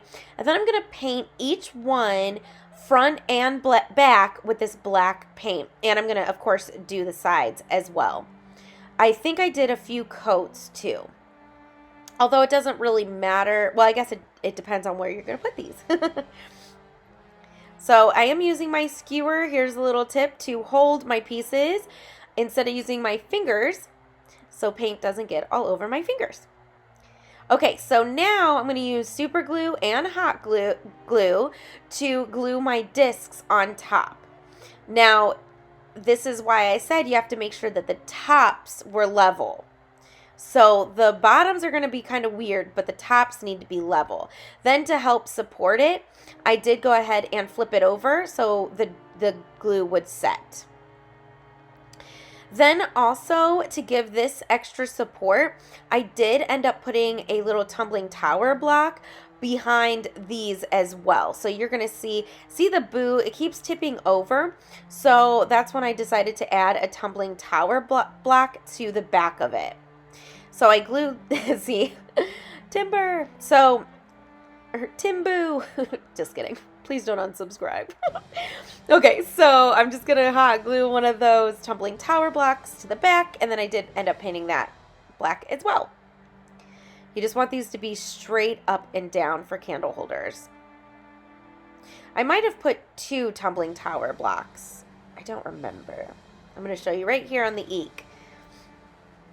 So this is where the part where the black circle is.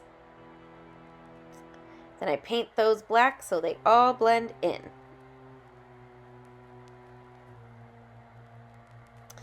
And now we have 2 really cool candle holders, and they look really fun.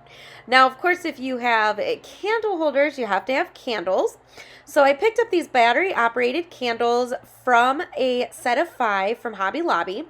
And you've seen me do this several times before. I'm just going to use my hot glue to make drippy marks. So I'm going to go through and do this on both. And some of the drippy marks I made short, some of them I made long, but I made a lot of drippy marks. And then I also put a nice thick layer on the rim as well, the top of the candle.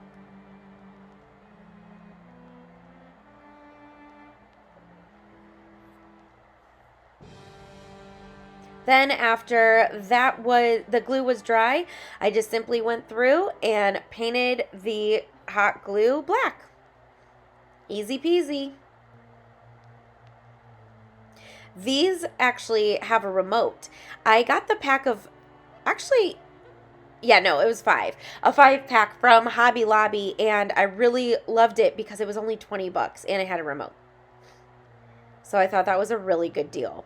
And it had different sizes candles as well. 2 small, 2 medium, and 1 large. Then after my paint was covered, I took a baby wipe, and now I'm just kind of brushing on the black paint very lightly underneath to kind of make it dirty looking and to grunge it up a little bit. And I did this on both. And that was it to decorating these candles. It gave it such a cool effect, and it looks really neat when it's lit up. Okay, so I want to know down in the comments, have you decided, or have your children decided what they are going to be for Halloween? What are the costumes in your family this year? I mentioned in a previous video that I'm thinking my daughter's leaning towards Winnie from Hocus Pocus, and then I thought that my husband could be Billy, and then I could be Binks, just a very simple black cat, you know, wear all black, add ears and a tail. So let me know in the comments what your family's planning on dressing up as. Okay, so for the last DIY for my mantle, I had this sign from my mom's front porch for fall. So I decided, because it was two-sided, to flip it over, and it is a chalkboard obviously, and I'm going to paint the rim of it in a couple good coats of black paint. Then I printed this decal off of my Cricut, and again, I will link the Etsy link in the description box below. Again, it was like under $2. Again, you can use stickers, you can use rub-on transfers, anything. But I thought that this SVG was so fun. So I'm doing the first layer first, which is all the orange, and now I'm applying the white. And now some of my decal, when I was weeding it, it ended up missing. So you will see that I am going to go back and fix it.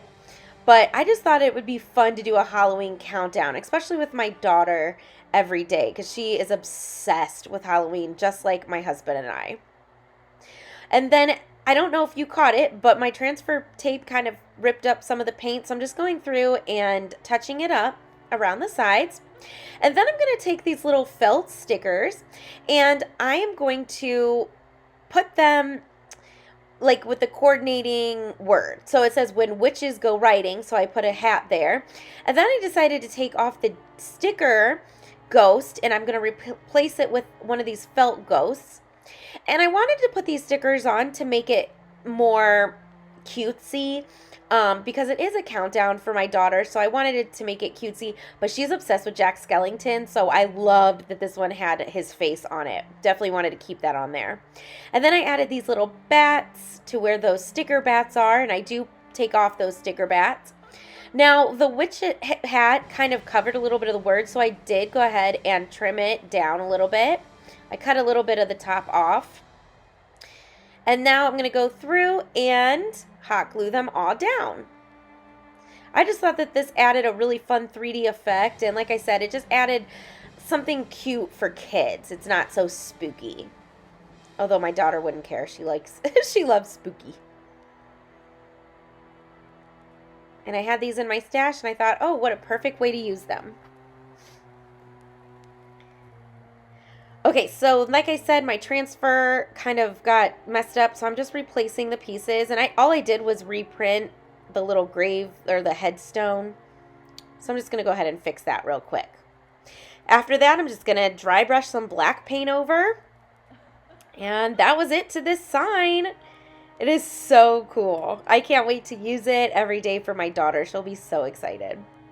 Then to give it one last final touch, I took some of that silver metallic paint and I'm just dry brushing it all over the frame of my piece. And that was it. That was how simple it was to make, and I love that it's reversible. I can use it for fall and for Halloween. Okay, so for my last DIY, and if you are still with me, I want you to put a pumpkin emoji down below or just comment with the word pumpkin. And thank you so much for sticking with me. Okay, so this is a really fun one. So I'm going to use another one of those big haunted houses and 2 stand-up haunted houses. And then different types of scrapbook paper that I got from Hobby Lobby, and then different little accessories. And of course those words and lights. Of course, it's a light up DIY. Okay, so this is really cool. So the first thing I did was paint my big haunted house with the orange pumpkin orange paint from Apple Barrel. And I'm going to make sure I have full coverage on that. Then once that dried, I'm going to take this wax candle and I'm going to rub it all over this house.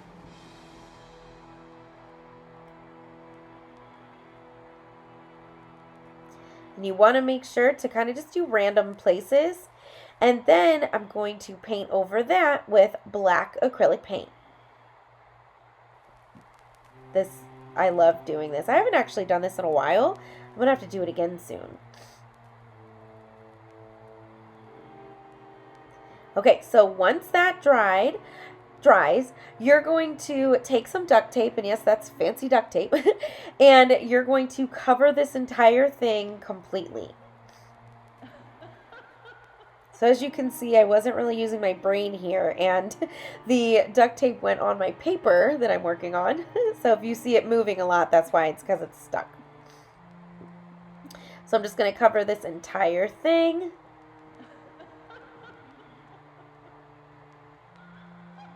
Then I'm going to push it all down, and then I'm going to start peeling it up. And what it's going to do is it's going to take off the paint where I rubbed that wax, and look at that. That is so cool. Now, you can see up top at the peak of the house, it didn't really come off. So I just took some more duct tape, and I just pushed it down and just lifted it back up. And look how cool that looks. I love doing that. Okay, so next I'm going to take this scrapbook paper and I'm going to trace my smaller haunted houses on this. So, and again, I'm just going to do what we did with that first haunted house in the first light up DIY, the Home Sweet Haunted Home. I'm just going to cut it out. I'm going to Mod Podge it on. And then I'm going to use that little knife to cut out all of my windows and the door. And I am going to do this to both of these smaller haunted houses.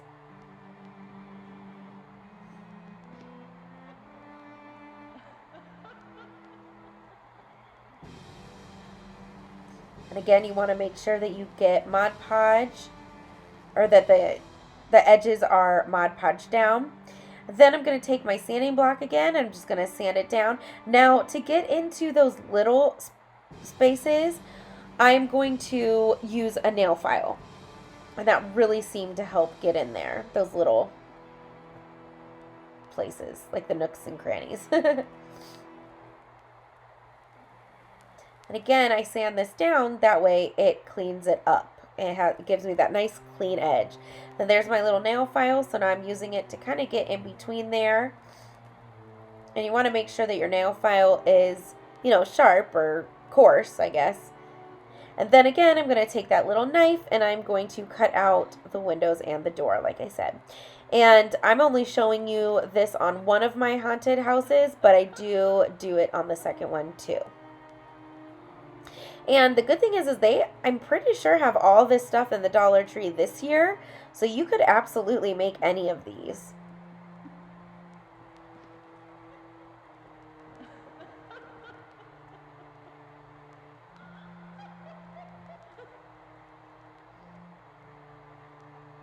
Okay, so one thing I totally forgot to do that I wanted to do was paint the base. So I did go ahead and go back and paint the base of this black, and I painted the base on the other one black. And then I just took my brush and kind of went around the edges, and again I went around the cutouts as well.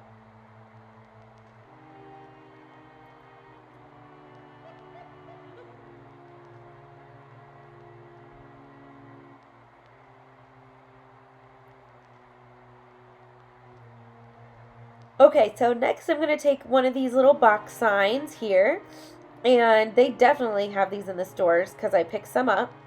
And what I'm going to do is paint this entire thing black. So the edges, the tops, the sides, and I did give this a couple coats, I believe, too, if I remember correctly. Okay, so once that's dry, what I'm going to do is I'm going to hot glue these little haunted houses to the back of my board. Now, it is hanging off the back, which you'll see in a minute. You can kind of tell there. So I'm only hot gluing the front of the haunted house stand to the back of that board. Now, Now I'm going to hot glue the big haunted house right in front, but of course I'm going to add some tumbling tower blocks to help it stand. So I'm just going to hot glue some to the bottom there, just like that. And I want to say that I paint those black as well, but I can't remember, but it actually doesn't matter because I do end up covering the base of this anyways. Okay, so then once I have those blocks on, I'm going to hot glue my haunted house in front of the smaller haunted houses. And I'm going to put it at the front, just like that. So this could either be like one big house or like a village. I don't know. You're going to have to tell me in the comments what you think it is. I'm not sure. Okay, so next I just took some of these lights, and again I'm going to use the painter's tape to just you know, tape down the wire, and I am putting the lights near an opening. So like near a door, near a window, that way it goes ahead, it shines through. Sorry, it's getting really late. My brain is going to stop working here pretty shortly. So I'm just going to cut off little pieces and just tape down my wire.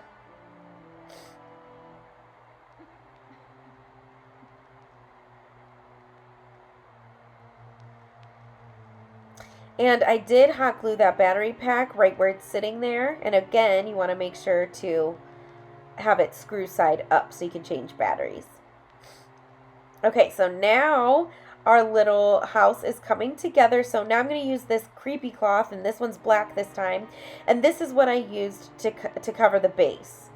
So that way it hides, you know, the tumbling tower blocks and the battery pack, all of that.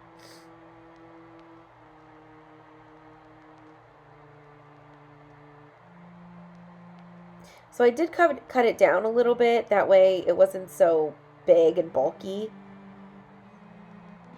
And then I'm just going to just kind of wrap it around. So I did put it in the middle first, and then I'm just going to kind of, you know, cover. So that's what the back looks like.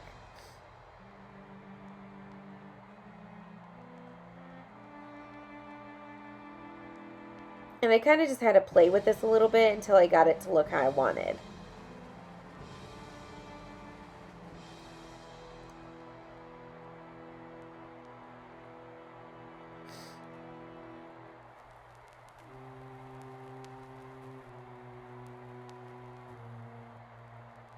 And I did kind of like want it hanging over the sides, hanging over the front, just kind of messy.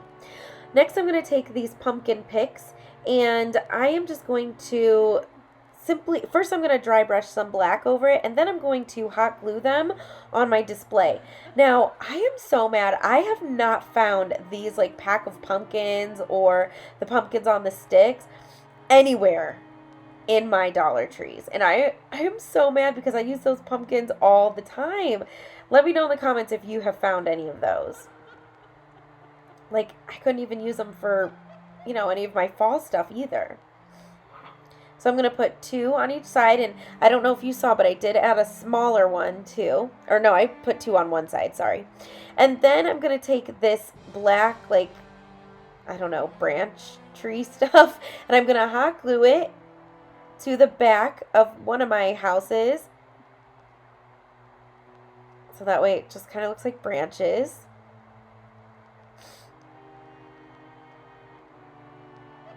And I'm going to put 1 on either side. And I'm just going to fill in some holes with it as well. Now see, I kind of moved the cloth at the bottom so it's covering the base now at the front.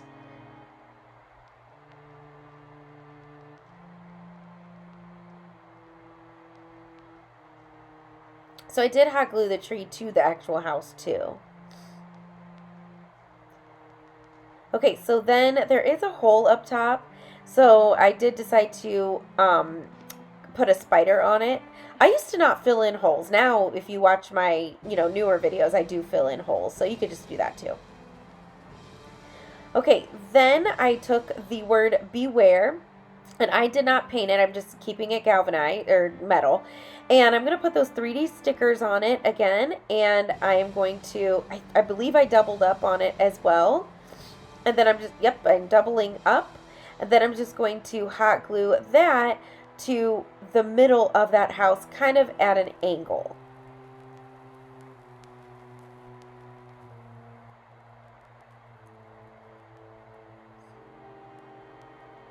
Okay, now I'm just going to hot glue it on. Oh, just kidding. I forgot I brushed over it with some black acrylic black acrylic paint too.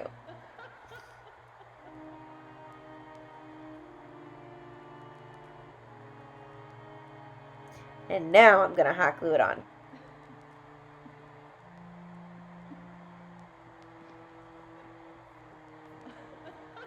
Now we have this super cute haunted house. So let me know what you think about this one. I might have added a few things here and there too, but here it is all complete. Look at that. So fun. So you're going to have to let me know in the comments, out of those 3 light up ones, which one is your favorite. I know I already said that Home Sweet Haunted Home was definitely mine, and it was my favorite out of everything I made last year. So let me know in the comments also which one was your favorite out of all of it. Then don't forget, if you're still with me, comment with a pumpkin or jack-o'-lantern emoji down below, or just type in pumpkin. And I want to thank you so much for joining me today. I hope that you got a lot of ideas and inspiration on DIYs you can make for your home this Halloween. Don't forget to subscribe to my channel and hit that like button if you love what you saw. I would absolutely greatly appreciate it. So thank you so much again for hanging on with me through this entire video. I know it was a long one, but I really hope that it was worth it for you, so that way you can go ahead and make some stuff as well. Well, until I see you again, I'll craft with you soon. Bye!